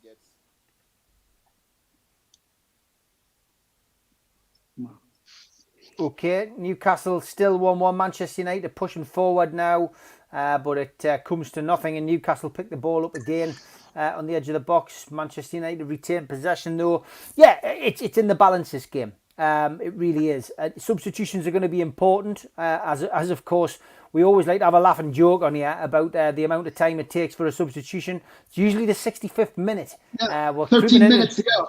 Yeah, 15 minutes to go, and it'd be interesting to see who he picks to come off. You would imagine the natural substitution would be to bring Andy Carroll on and take Joelinton off. Obviously Joelinton is on a card. There's few players on a card, of course, but we're interesting to see. Chris, 53 minutes gone, still 1-1, mate. Who would you take off, do you think, in this game? I'd bring on Fraser for Joelinton or Shelby, and I'd probably bring on Matt Ritchie. But yeah, we definitely need to do something, change up our attack. I still kind of holding out Fraser is going to pay off, even though he was a free transfer. He's been injured a lot and going out with red cards and stuff. But I think he's a great player. I'm glad that we have him on our side versus an opponent's side. So I'd throw him on there. And Andy Carroll's good for a goal every 20 appearances or so, I guess now. So maybe he's got some magic left in the old man yet. Okay, Newcastle still 1-1 at Old Trafford. Pete, what substitutions would you make in the 65th minute? Exactly the guy that's just about to come on right now, Ryan Fraser. Oh, yes, he's making a substitution. 54 minutes, lads. Whoa. And lasses. I would imagine it's for Joe Linton because he looks like he's struggling. But Gale and Carroll right now, I don't think they're the right decisions. I think he's made exactly the right decision in bringing Fraser on. We need someone that's got a little bit of legs. We need someone that's going to work off the ball, but we also need someone that's going to actually get themselves forward with a little bit of pace to support any counter-attack that we have. And the one thing we're adding to the team actually is a little bit of quality and creativity from Ryan Fraser. He knows how to put a cross in. He can score a goal. So for me, it's a natural change. And the one thing that Man United defensively, which Jamie's already touched on, that they struggle with is pace. And they're really struggling. Alan Saint-Maximin this is the one game where Wan-Bissaka's really found it tough. And he's a very good defensive right back. He's found it very difficult against ASM today. And he's pulled him all over the place to the point where Daniel James has probably done more defending than he has attacking, which says a lot about why he was meant to be in the team for his attacking emphasis in his counter-attack. But he's done more doubling up on ASM this game than anything else. Oh, no. Goal. Damn it. Damn it. James creeps in at the back post, a bit of good approach work from Man United, strokes it into the bottom corner, in at the far post, past Darlow, and Manchester United take a 2-1 lead. Lascelles and Clark both giving each other the daggers. Bruce doesn't know whether to laugh or cry, and it's 2-1 to Manchester United. It looked rather innocent ball across on the right-hand side. It was a bit of neat build-up on the right-hand side. Then just a little turn. The ball was played right across the box. It was supposed to fall to Fernandes, who was standing on the penalty spot. He actually slipped and missed it, and it fell to James on the back post, but nobody was picking him up.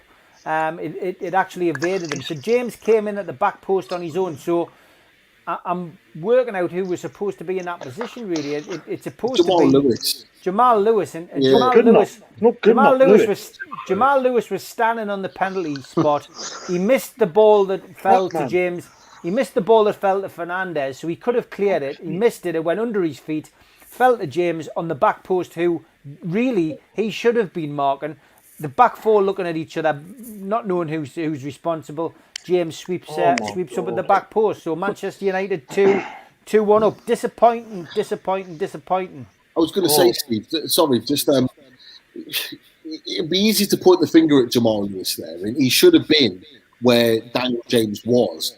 But if you look at it, when that ball comes in that's meant to go to Fernandes, like you've said, not one of the centre-backs have picked that up. So if it had fallen to Fernandes, he would have been absolutely free with the whole goal gaping to put a shot in. So he's gone out to cut that out because he's seen that early. But then because it's gone between the both of them, it's then fallen to James and he's free. So although it's poor defending all round, and yes, Lewis should have been where Daniel James was, you've got to look at the centre-backs there, or even your midfielders, of why Fernandes is in the middle there without being picked up. Why that ball is allowed to come in towards him without being marked. And that's why he's felt he's had to go out to cut it out. But it's just, again, it's come from nothing. They've not done anything in the second half, and yet they've been gifted another goal. It's just so frustrating. We've been gifting goals from the start of the season. Yeah, this is what we always do, though, isn't it? It's just the mental drilling. Like, what's the point of having three bodies between the 6-yard box and the 8-yard, and none of them is even going for it. Like, that's why I said too slow. And when you're slow, you man mark. I've not seen poor defensive coaching like this. I'm like, what do you people work on? If you're slow, you man mark. Don't let the guy run on you. If he runs on you, you know you're done for. Don't let him run. Martial got through at the back post there. Darlow pulls off a wonderful point-blank save to keep Newcastle in it. But Martial finding his way very easily past the back four. Listen, I've seen the point there by Chris Shields here, and he thinks we're being harsh on Lewis. Look, I agree in a lot of ways. The organisation at the corner really should be coming down to the captain. Lascelles and Clark pointing fingers at each other once the ball had hit the back of the net.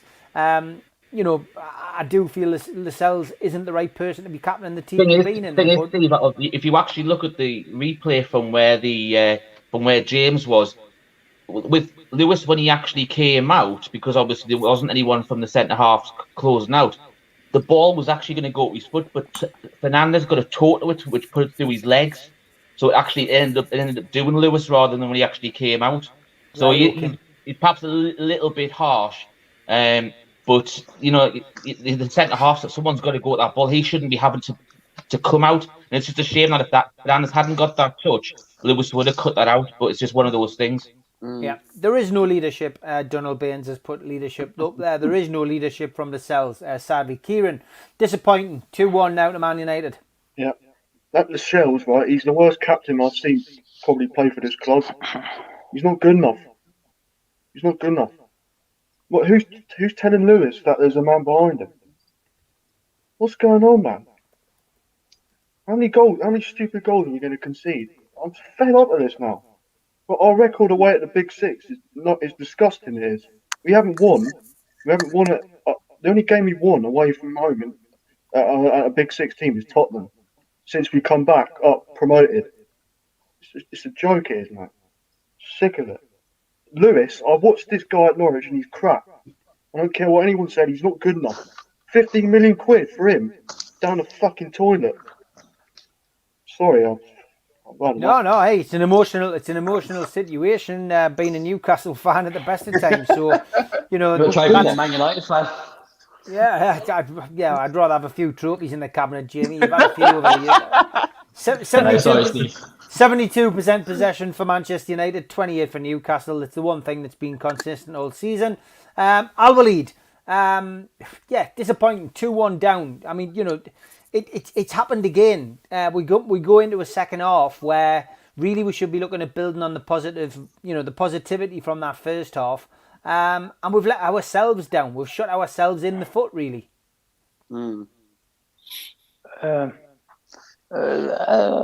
As minute we take a breath, we receive another goal.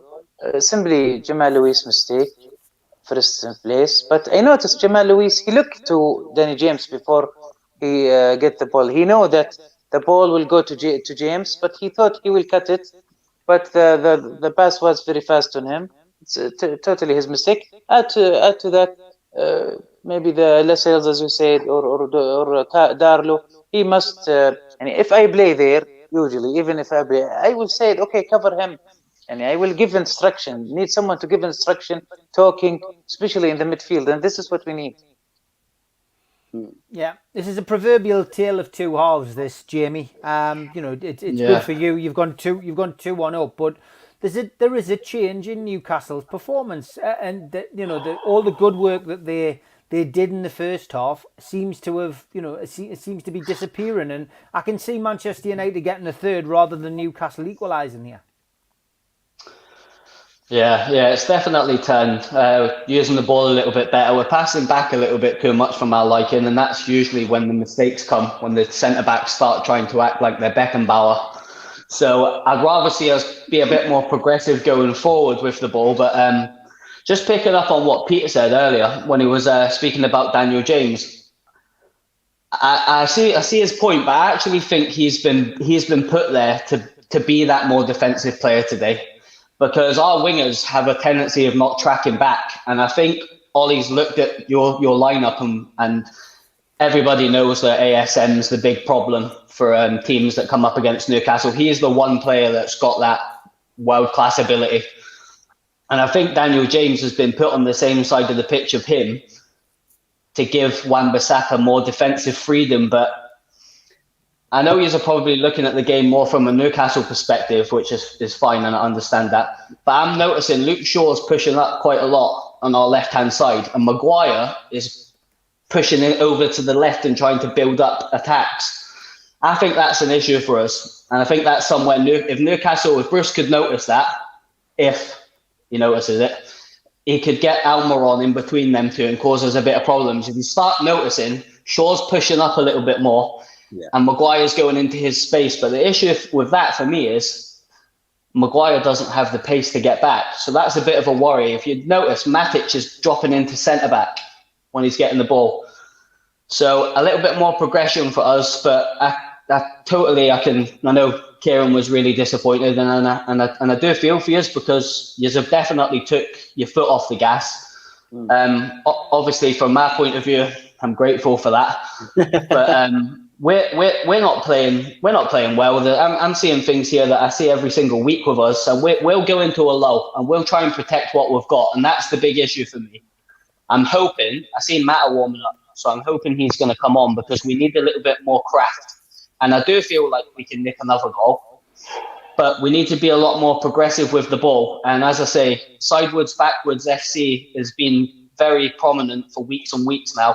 I would rather see us move the ball forward a little bit more through the lines. And then I feel like we'll get chances because our front three will create chances against your team. It will create chances against any team in the league. And I heard the lads and yourself, Steve, talking about Lascelles. I don't rate him at all. I feel like we can definitely get at him and craft. So maybe that'll be our route forward. But if you pay attention to our left-hand side, you'll probably see what I meant by breaking down Shaw's position a little bit more.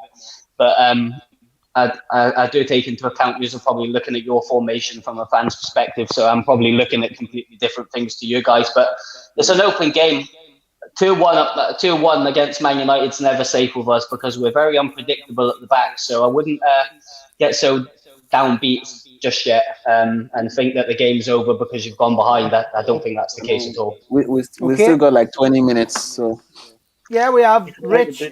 Rich, can we get back into this game?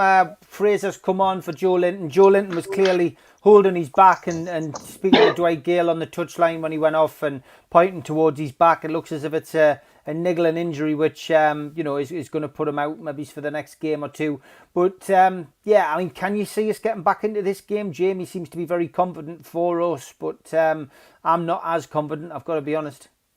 Why has he not put ASM? Sorry, Rich. Why has he not put ASM in the striking position? Because ASM against Maguire and Lindelof, that's an accident waiting to happen on our behalf. I don't understand why he's keeping him out wide when he's put Fraser on. I'd put ASM through the middle, running at Maguire and Lindelof. Sorry, Rich, I didn't mean to cut you off, mate. That's called common sense, Jamie. Steve Bruce doesn't do common sense. Sorry, Rich, I didn't mean to cut you off, mate. It's all right, mate. Don't worry about it. I think we can get back, and we've proved already that we can get back in it. It's just the one difference I've noticed that since we went behind this time, we let Man United be on top of that spell since we went behind, whereas the last time, we shrugged it off and we started to go on the attacking front ourselves. We've got a little bit of possession now for the first minute or so of this second half, really.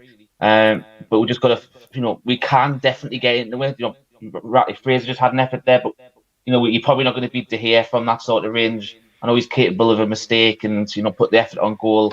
You never know what might happen. But I think we need to get in and around. That's the only thing that our issue is. We haven't got a natural goal scorer who could be possibly chasing that in. For a rebound or something if there was a mistake. But, Jamie's right. We've got plenty of pace up there. We do need to get it, Maguire and Lindelof, because they've proved in the first half they're not a good centre-half pairing at all.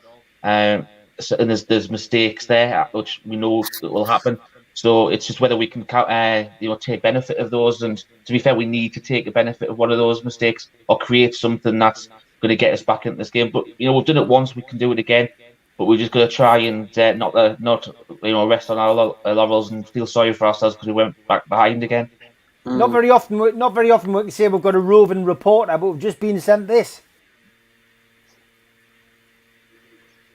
Evening everyone on the NUFC Matters channel. I'm not on the stream tonight because I am actually somewhere else. I have taken my university studies to my advantage and I have managed to go to, if you can just see there, Old Trafford. I'm at Manchester United's football ground. Now I'm not saying that I have cursed the game at all, but Dan James did score as soon as I arrived. But I'm just showing this to say hello to everyone from the NUFC Matters group. All the best for the rest of the game. I'm going to see if I can see any of the football tonight, but come on the lads. Good to have Liam chipping in there with a little video. Brilliant to see him. Really good stuff, and thank him for sending that in. Yeah, good stuff. So Newcastle United losing 2-1 at this moment in time. 69 minutes gone. Fraser's come on at this moment in time for Joe Linton. That's the only substitution we've made. Still some substitutions that that can be made. Coming back to you then, Martin. Can we get back into this game? Yeah, I think we can. I think, like Richie said, I think our heads really dropped for about 10 minutes or so after that goal went in to make it 2-1. And now they're just sort of getting over it now, the last sort of few minutes, starting to come back into it. Yeah, I'd like to see ASM further up the pitch, maybe up front, and link up more better with Almiron and have Fraser on the left. Because, if he's out up top, and he's only got to beat one or two men and put it in the net rather than being out on the wing and beat two or three or four. I think he needs to play higher up the pitch. I've always said that. I've always fancied ASM as being a bit of a striker. That's what he's down as, a striker or a winger. I think he needs to have a good go on up front with Wilson there now. I think we've got nothing to lose. Okay, Babbo, can you see us getting back into this game? I definitely see us getting back into the game because we know the players that are on the pitch have already done it once. The difference is if they have the confidence to keep going. As our resident Man United fan said, our heads dropped immediately the goal went in. And we didn't even look like, oh, yeah, okay, they scored. We made a mistake. Come on, guys, let's go. It's all, who are we going to blame? It doesn't matter if you're not going to actually rectify it. Right now, why my head was tilted that way, I was trying to understand what the defensive thinking was. Because when you have Rashford or Martial running towards you, you have two choices. Either you decide to run back where you can't tackle in the box and be defenseless, or you take him out before he gets there. So I'm just watching the same defenders week in, week out make the same mistake. That's why we really miss Fernandes. A number of things that would happen, he'll be on top of it. And he's a very good communicator. So far, I've not seen Lascelles communicating anything, or even Clark, or Shelby, or Hayden. I'm like, guys, it's football. You don't actually have to be the most experienced player to be like, look, guy, there's a guy behind you. Just make sure he doesn't move. It's just the basics. We keep doing the basics wrong, and we're like, oh yeah, well, Bruce is like, oh yeah, I saw some positives. I'm like, if you've been seeing positives for the last 19 weeks, how are we still in the same position? He's deluded. He's deluded, mate. Yeah, he wonders why he gets death threats. He gets what he deserves. No, I'm not Sick like of it, even with the death threats. I'm like, that's taking it a bit far. But I'm just like, you can understand why people will be angry when you go, oh, we lost 3-0. I saw some positives. We lost 1-0. I saw some positives. We lose to a League One team. I saw some positives. I'm like, what are you seeing that we don't see? For God's sake, man. Penalty. Oh my God! Get rid of this prick. I've had enough. Penalty. I'm not This sure. is shocking. I'm not sure exactly what happened. Looked as if there was a collision there. And just going to watch it back now. He bottle jobs again. God. It was Willock. Okay. Was it Willock? Was it Willock who gave it away? He's not even touched him. He's not even touched him. So is the VAR going to have a look this time, was it not? Because what's the point of it? Well, we've got to remember the VAR is only switched on if it's against Manchester United. If it's against the team Top visiting, six, the big six, the corrupt top six. Blatant, come on, guys. there was a blatant judo move on Lascelles in the first half, and then that's not a penalty for me. Did our manager fight for it? No, it's not a penalty. There are some managers you know that you can't make calls like this against. If our manager is like, someone fouled Lascelles, I guess what it's just no one is gonna take it. That is one of the reasons why these things aren't happening for us. Yeah, Fernand should have punched one of those. He didn't even touch him. Yeah, he didn't even touch him. It's all gone to pot. Newcastle are 3-1 down. We're not going to change it. Lascelles is standing arguing. Kraft's standing arguing. The referee's just telling them to get on with it. Fernandez just stroked the penalty into the bottom corner, and Manchester United are 3-1 up. Newcastle United are on course to lose another game, and VAR is absolute garbage. But we know that. We do know that. Tom Dixon says he dived. What a cheat. It was, I don't think it was a penalty, but there you go. They didn't even look at VAR though, did they? No. I mean, Steve Bruce is talking to Graham Jones, who is he's sitting alongside him there now. He has obviously spent a little bit of time in the stands, but he was down before the end of the first half, so he has spent a bit of time down there. Pete Davison, probably not the best time to ask this question now, but he does say, "What do you think of Willock? Would you buy him?" I mean, is there enough? Have you seen enough of him, Chris? I mean, would you? I know it's not in his in this contract to say that we've got first option on him, but is he the kind of player Newcastle would take a gamble on if they stayed up? Yes, I'd have him. I think that he shows enough creativity, pace, dynamism. Provided something that we've been lacking, and we haven't really had that combination of his skills from any of our young academy call-ups. Certainly not a combination that the Longstaffs have. He'd be a buy from me, but I don't think Arsenal is selling. All Manchester United now, the push forward again. Shelvey was tracking back, but it was enough to put the Manchester United forward off. Willock, would you sign him, Pete? Would you like to keep him? No, I wouldn't sign him. Not on a permanent deal. Not after 3 games. Same off for Murphy, by the way. Yeah, and to be fair, that substitution tells you everything about what Bruce's mindset is right now. Is that the game's done, so therefore he's saving his best player, and that's exactly what he's doing. And that's the only reason Jacob Murphy's coming on right now. Otherwise, it would have been another player if he felt he was still in the game. So it tells you what you're going to expect now for the last 13 minutes of the game. Unfortunately, no, I wouldn't sign Willock.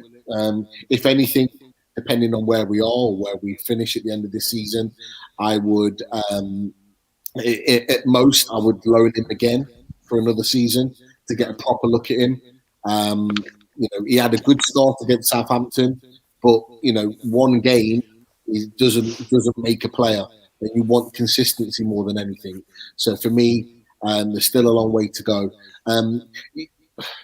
I don't understand why Willett has just accepted the fact that that penalty was given, because from all the angles that I've seen, that did not look like a penalty at all. There was no contact. He's literally. It wasn't a penalty, Pete. He stopped his foot. He stopped his foot. He literally dug his foot in the ground and not moved it. And Rashford's just gone down. So the fact that he's just got up, brushed his face, and walked off is not. That's not okay, right? And we bang on about time and time again about the likes of Chelsea, Man United, Man City, Liverpool, that when a decision goes against them, whether it's right or wrong, they get round the referee and they influence the decision. He should have been doing that. He should have been saying, "I've not touched him." Lascelles should have been doing it. Clark should have been doing it. Darlow should have been doing it, right? To influence that decision. That should have been happening, and it wasn't. And I don't understand why. We just accepted that penalty.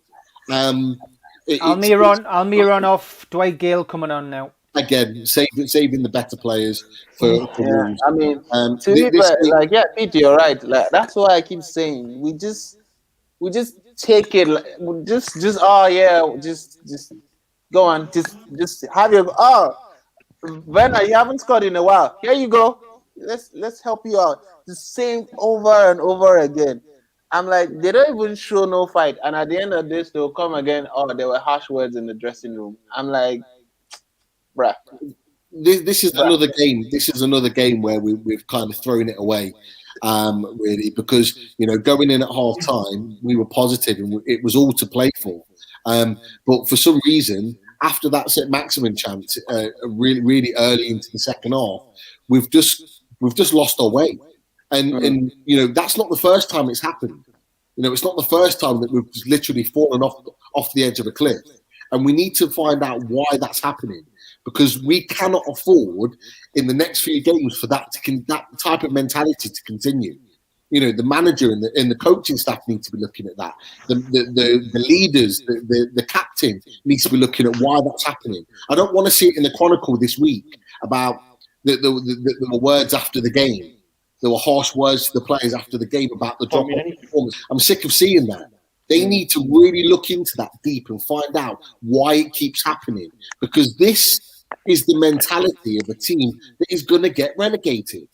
If you can't stay focused and committed for 90 minutes and stay switched on for 90 minutes, you are going to get relegated. You go back to the 2009 season when we went down. There were games in there that we should have won against teams that were poor, but we couldn't stay switched on for 90 minutes. It was the same in 2016. We cannot make that mistake again. But this is the thing, he hasn't learned. The owner has not learned. This is what I can't get my head around. We've done it in 2016, 2009, and he hasn't learned. He's a disgrace. He gets all he deserves. You can forget about the takeover because that ain't going to happen. It's not even about the fact that he's not learned. He just doesn't want to do it. He knows the situation. He knows the situation. He knows what position we're in right now. Joke it is, man. If we don't get anything from Wolves on Saturday night, and we're done. If we lose that game, we're done. Fulham are playing their end of run of winnable games, real easy winnable games in Palace on Sunday, we could be in the bottom three. Yeah, but he knows that. He would have known that was coming because it happened in 2016 and it happened in 2009. He just doesn't want to do it. I've said so many times, he's rolling the dice. And that's exactly what he's doing. We ain't getting out of the bottom three. Yeah, Chris Smart says another game where the second half has been like day and night. No closing down second half, sleeping defence, zero passion. I wouldn't play half of this squad next season in the Championship. I mean, it's the way people are feeling, Kieran. Yeah. No, I think that's what I was saying about. Like, we're buying players that are soft, that don't care about the club, the history, or even winning. When United bought Bruno Fernandes, from the second match, he was already like controlling things, like figuring out, like, we don't even have players that are like, look, we're not going to stand for this penalty thing. I've seen players literally go to the end point. We're not going to continue until you check the VAR. We just, let's just say, and everything is coming down from the manager. If you lose a match, positives, even at a certain point, it's basically like the morale in an army. You can't have a commander who's going to take nonsense. Then the army is just going to fall apart because then it starts little by little, crumbs by crumbs.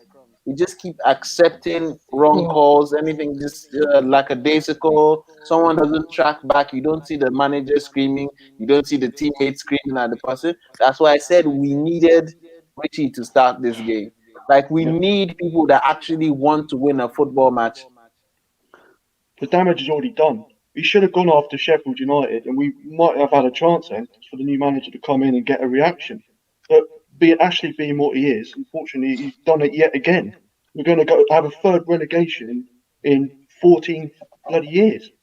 It's just stupid. As I said before, no one wants to work with Ashley. That's the problem. It's not that there are people that want to manage the club. Nobody wants to work with Ashley.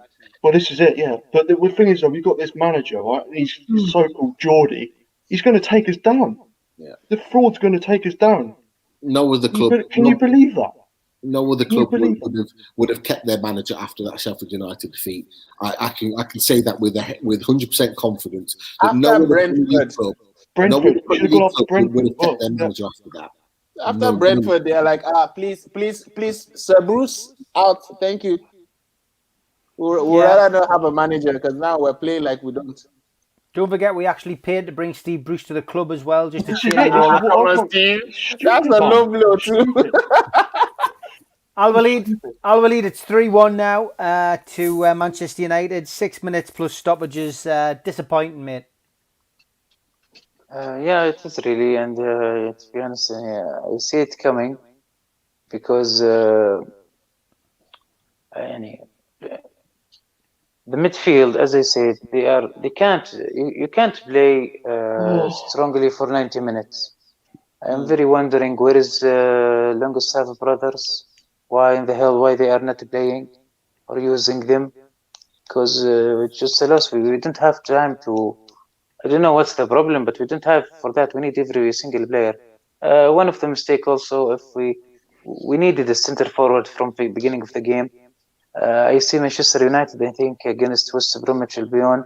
I think Diani, if I'm not mistaken, he was a serious danger on the Manchester defense for the whole 90 minutes. And this is what we need, what we miss today. Because if you have a center forward player in the box, maybe you get a penalty, you get something, you get a chance. But if you are playing false nine and the wings, and they are very far from the box, less opportunity will happen.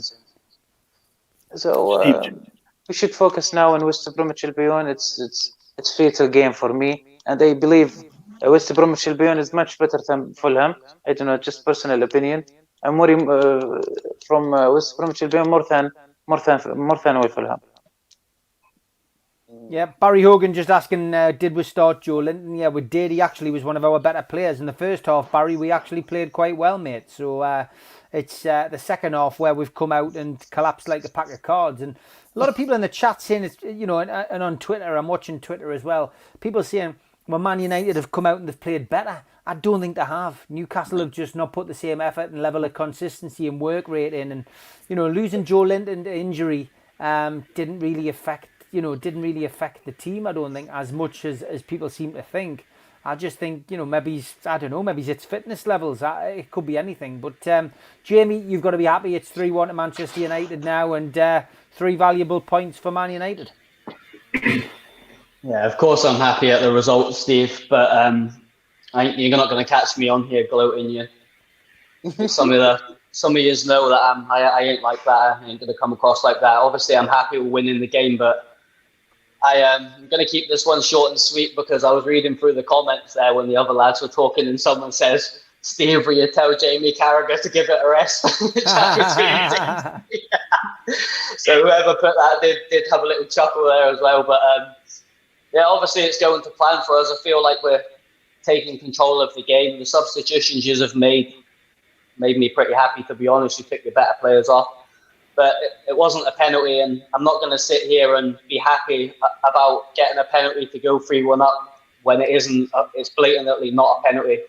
I don't feel comfortable with that. I don't like that. I don't like simulation. It was a dive. It shouldn't have been given. And if we can't win honestly, then it's not worth playing the game, I don't think. So you're not going to hear me gloat about that. But we're way in control now. The game's over.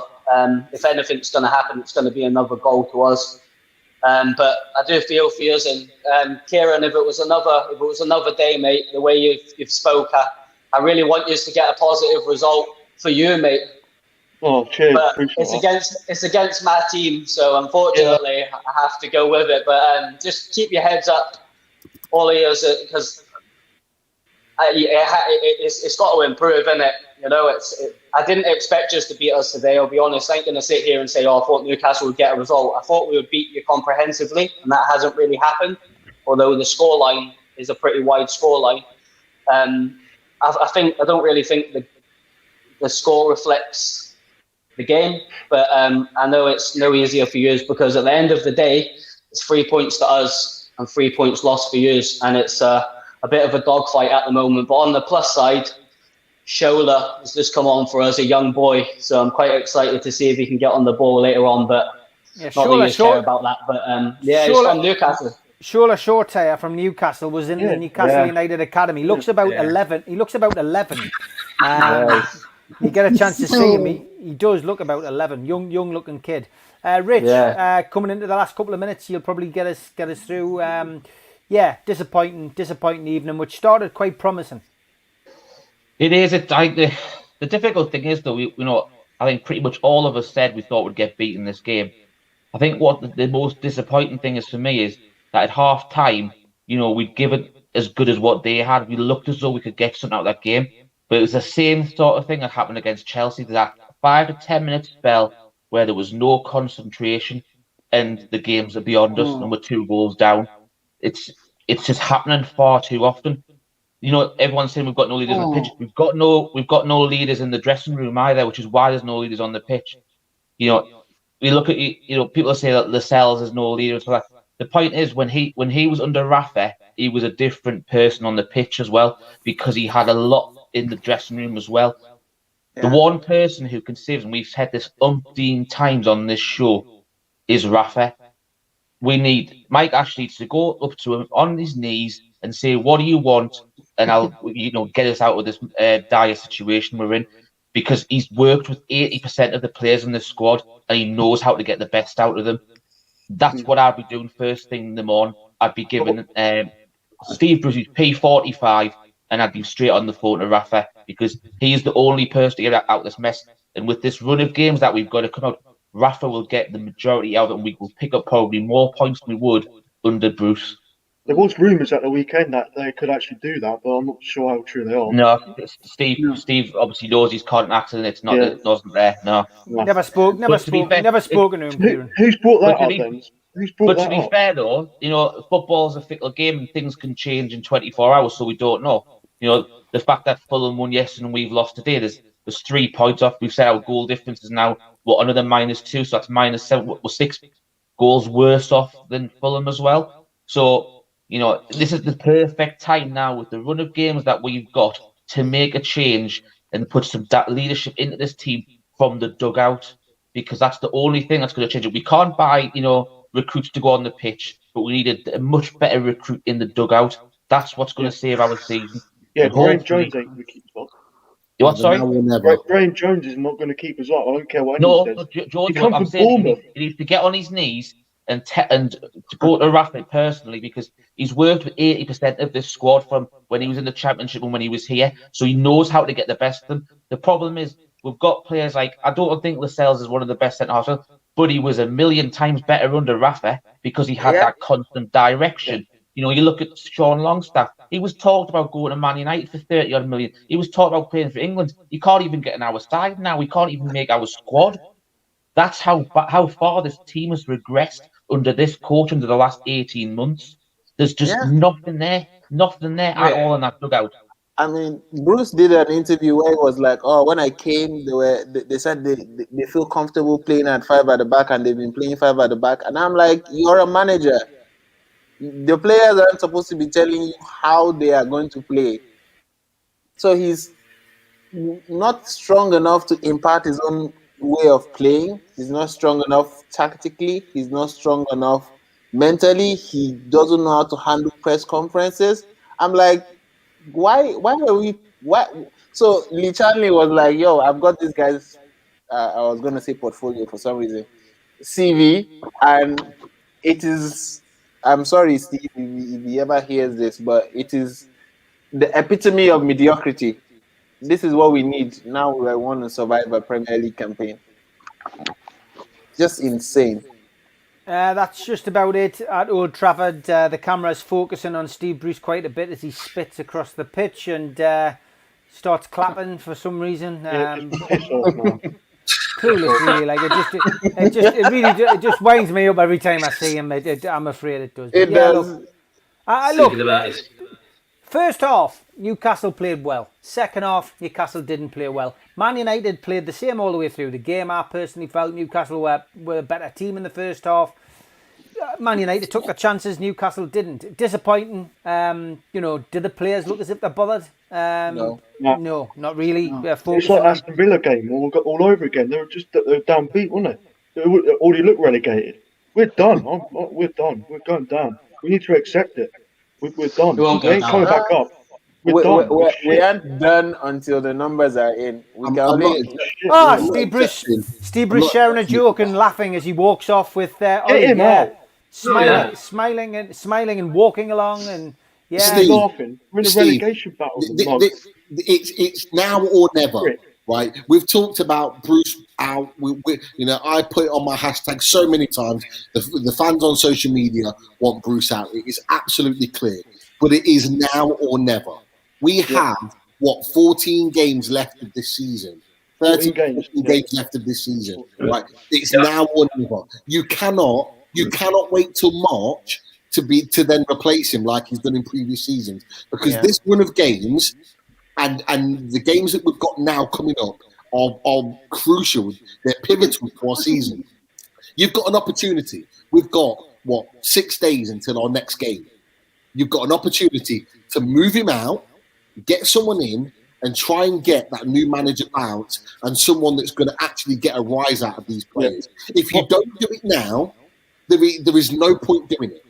Pete, for the rest of this season, you might as well see him out. So it has to be now or never. We've gone through a run of 2 tough games against 2 teams that are fighting for the top end of the league. We've now got a run of games against teams that we can actually impact ourselves on and actually win. If we don't do it now, right? And I know Andre on our chat has said Bruce needs to be sacked tomorrow. Right? If it's not done now, it's not going to happen at all. It won't happen until the summer. Yeah, my concern is it's now or never. It makes me so mad. It makes me so mad to see him walk off with Ole Gunnar Solskjaer, like they're like arm and they're laughing. And Chris, he's just happy to be home. That's his home. Newcastle is home. I'm sorry. He might well have been a Geordie. He might talk about that he's been in the Gallagher game watching Newcastle as a young kid. I'm sorry. He's not a Geordie. There was he's a Man United fan. This is his power dreams, and he's made Newcastle a nightmare. He is a Man United fan, right? Yeah. And the only thing is utter rubbish. Yeah, when he gets sacked, and he will get sacked eventually, whether it's now or in the summer, right? When he gets sacked, he won't come back to Newcastle. He won't come back to Newcastle. You won't see Newcastle again. He'll be gone. He'll spend more time in If you've lost him as a Geordie, you've gained me as a Geordie. It's okay, we'll take you. I can't wait for the day that he gets sacked, because he's going to be so depressed, right? He's got nothing else in his life. How old is he now? 65? 60? What's he got? He's not going to get another job. His career's done. His career's done. Top level. What he gets. I think you guys have just hit the nail on the head. This is one last paycheck for him. It doesn't really matter. Yeah, he's waiting for the paycheck. That's what it is. He's waiting for the payoff. That's why he's been sacked. You know what? Because he doesn't look like he even plays. He'd have been retired already if he wasn't at Newcastle, because you can guarantee that he would have already been sacked at Sheffield Wednesday by now, and he would have been done in football. Just like your Graham Souness's, just like your Kenny Dalglish's, and all they've just outstayed their welcome in football. Steve Bruce is another one. He got lucky that he got a job under Mike Ashley, where Ashley's refusing to get rid of him. Right, and after this job, he won't get another job at top level football. He is done at elite level. When he just looks so dejected, I feel bad. He's just like, why? Guys, honestly, look, this result is by the by. We all expected it before the game. We're not surprised by it. We're disappointed by our first half performance that we've dipped. We need to stay positive now. We've got 7 games going forward where we can influence our season and we can look at things in a more positive outlet. We have to stay positive. We've got 7 teams that we can beat. We've got to get a new manager in, though, because we ain't picking up points under this clown, I'll tell you that now. And my concern is we're going to appoint Graham Jones. What happens then? We ain't going to win a game under him. He's got no experience. He's come from Bournemouth. For Christ's sake. What are they doing? Do you know what my take on it is? And I'm obviously a neutral to this. You're a lot more passionate towards your team than I am. Sorry, but like Rich and Pete, Chris in particular, and Steve, obviously speak to them quite a lot on our lead. I haven't obviously met you new guys, but it's obviously really good to hear what you've got to say. So, but the other lads will know I like to see Newcastle do well. I've lived up here for a long time. People that have seen me on here before know I'm quite pro Newcastle when they're not playing my team. Hence why I mentioned that earlier, Kieran, that if it was anyone else, I'd be supporting you. Yeah, I'd have been celebrating the goal as well, but yeah, I didn't appreciate that, to be honest. Definitely. But no, it's I don't think this is, and just take this for whatever you want to take it. It's meant non-disrespectfully at all. I don't think this is the game to be asking for Bruce's head. Like I get where you come, but I can't remember who mentioned it earlier. Keep me right if it was one of yours, but it should have been done ages ago. Yeah, when you were losing to the teams in and around you, because we're not playing very well at the moment, to be honest. So if we would have dropped points today, I would have been the least shocked one out of the whole panel that would drop points, because we ain't playing well. But we've won. But forget us now. I've got Newcastle head on now. We've won. It doesn't matter.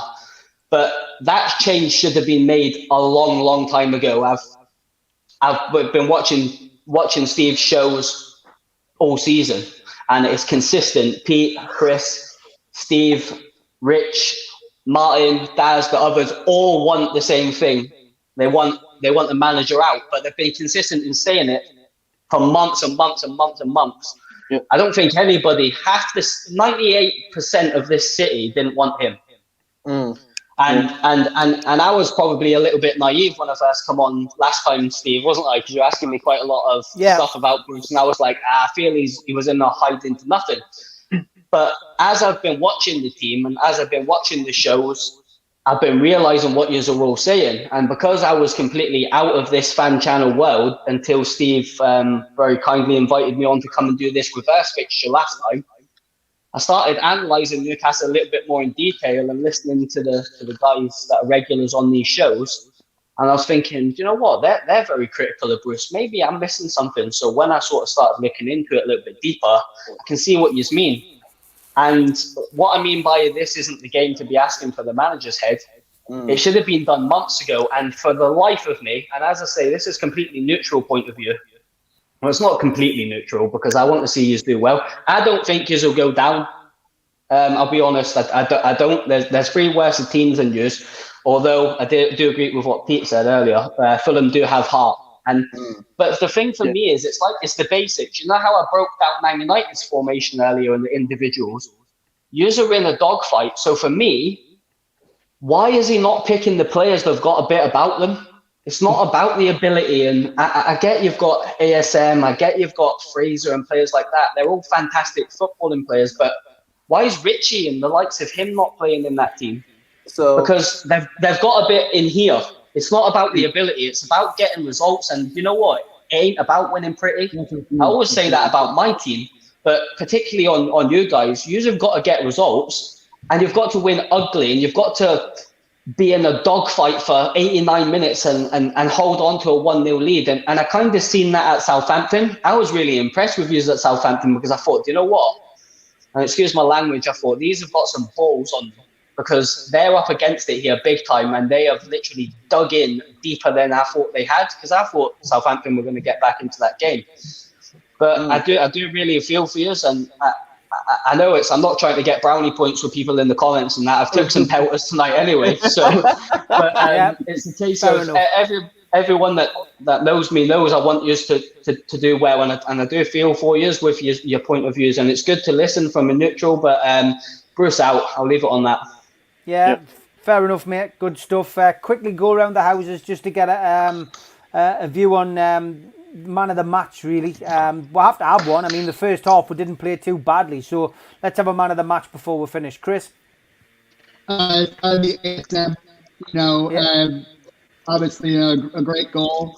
It's the only player on the pitch from our side that can really stretch the field, confuse and befuddle the defense with pace and everything, dribbling. and it's a shame that he was subbed off in the way that he was, because that sort of the match turned over after that. That was a great impersonation of Dalek at the start there. This Doctor Who obsession's really coming on, Patrick Troughton. Thanks for that, Chris. Pete, your man of the match. There's only one man in the match for me, and it's Miggy Almiron. I thought he was fantastic again. I don't think he's had a bad game. It's really weird since Graham Jones has come in. I don't think he's had a bad game, if I'm honest. I think he's played so well again today. And you know what? He's just not had like-minded players around him. And it was actually, it sounds really horrible, really. But when we went to 3-1 down and they took Miggy and St. Maximin off, I was kind of relieved, because we can't afford to lose either one of them with the games that are coming up, with the more winnable games, especially with the likes of Wilson out. We can't afford to lose any one of them. If we lose Miggy for any length of time, we're done. Because he's the only one that him and St. Maximin, the only ones that can drag us out of the shit right now. Regarding the game, it was a game of two halves. There was a good solid, hard-working performance first half, and then we just fell apart in the second half. That for me, that sits with the manager. Why is he allowed the players to come out in the second half and play so differently to the first half? I think we've said it in previous games where we've had a good first half and then we've dipped off second half, and we've asked the question why. Why has that happened? That sits with the manager right there, for allowing that to happen. I know there's a lot of Bruce out at the moment. I know you put something on Twitter, Steve, and I agree. And we're going to just finish on that point. If we're ever going to save ourselves, we need to. Exactly that picture sums it all up. If we're gonna do it, we do it now with winnable games with in the weeks to come. If we leave it 2 or 3 weeks with those winnable games potentially out the window, right, we might as well not do it at all. So this is it. If we don't do it now, there's no point doing it at all. Yep. Okay. Man of the match, Kieran. Have you got one? Well, I mean, I didn't really see much of the game, but I just want to say, right, before going to the man of the match, I just want to say that these death threats, right, they're not death threats. It's abuse. But when we get relegated, you will see death threats. I'm telling you that now. You will. Yeah, I mean, and look, he's got himself to blame. I don't mean to sound horrible, but he's got himself to blame. He should have walked after Brentford, not Sheffield, Brentford. Yeah, he shouldn't have got the job in the first place. But none of us, including you, Kieran, are going to condone death threats. But I know what you're saying. Abuse probably. If he was on social media, he would get pelters, mate. I know for a fact he would. And look. None of us can condone that kind of behaviour. I've had one this weekend from somebody. It happens all the time. But Alex Bruce went too far with his interview on TalkSport this week, blaming all Newcastle fans more or less. Why is he coming out and saying that in the media? Instead of coming out and saying that, go to the police if it's happened. Instead of spouting it on the bloody media, dickhead. Yeah. Kieran, obviously, I can feel the passion, mate. I can feel the passion. I'm sick of this, man. I'm sick of it. I just want the club to progress, and it's not happening. We're going to go down. So I mean, what's the point? Again, we're going to go down. Al-Walid, your view, mate. Your man of the match, please. I could say Hayden, because he stopped Fernandes very well, I believe, and the 2 goals, excluding the penalty, the 2 goals came from the right back and from the left back. So the center midfield, the defense midfield, it was okay, but I was really wanted, as I said, Bruce very bad in substitution, very much. We are not getting benefit of the substitution. Okay, he have no tactics, and he have poor selection of substitution. We really, it's good thing that.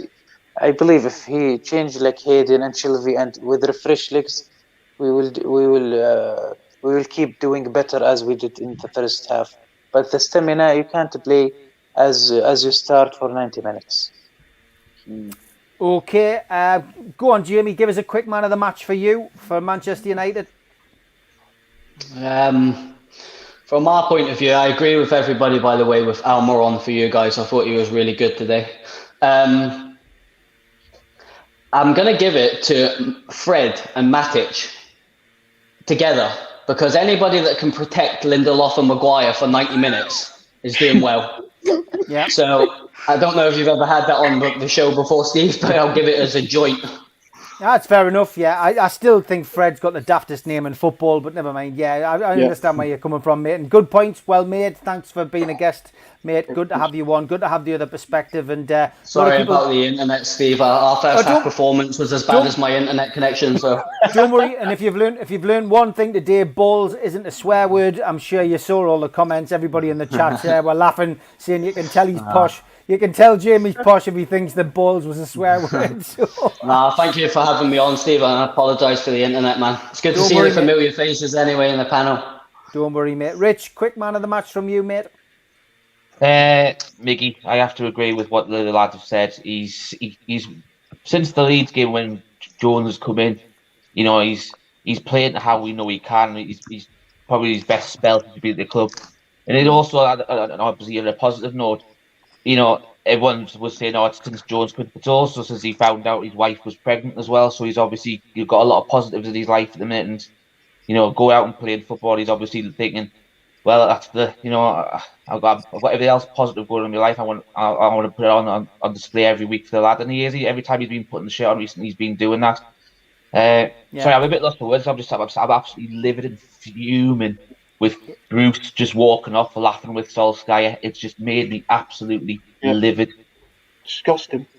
Yeah, sadly, that's part and parcel of Steve Bruce's makeup. I think we all know he's a Man United fan. He's not a Newcastle fan. And delighted with... You know what? If he was sensible, though, he would wait until he's down the tunnel before he does that, and rather than rub it in our faces. Yes, just a monicum of respect to be like, look, we're in a terrible position, and I've put this club in a bad way. Let me not laugh after they lose. Like that's why I say he needs media training. I don't understand where they brought this. Okay, he's not very intelligent at all, guys. Let's leave it there. Marty, man of the match for you. Yeah, Miggy for me, Steve. Just worked his socks off again tonight. Yeah, short and sweet, Miggy. Yeah, okay. And Babo, last but by no means least. Miggy. Yeah, definitely Miggy for me. I'm like any player that can keep doing that week in, week out. He must have some mental capacity on him, because like I can see some of these players that came in, like Jamal Lewis was so happy when he came into me. I'm gonna do this.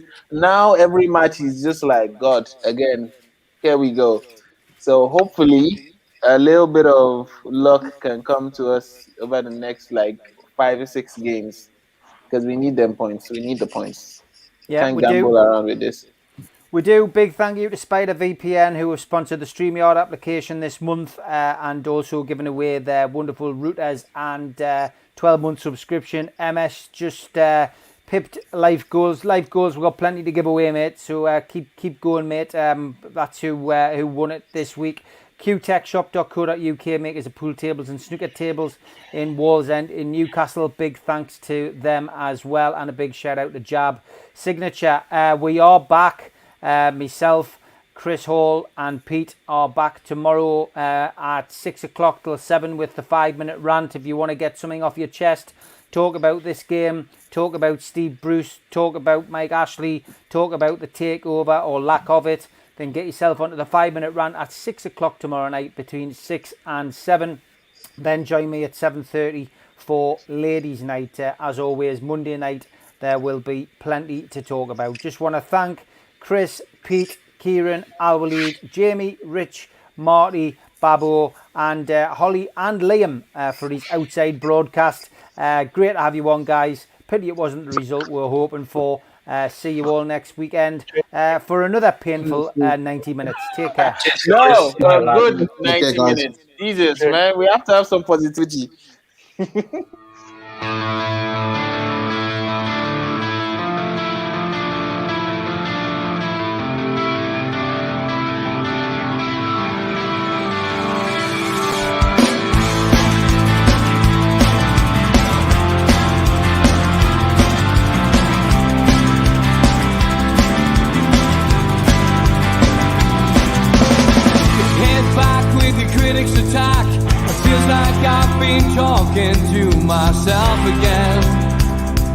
but it's the only way you're ever gonna learn. You look back and it's all in the past. I'm dwelling on the thoughts I can't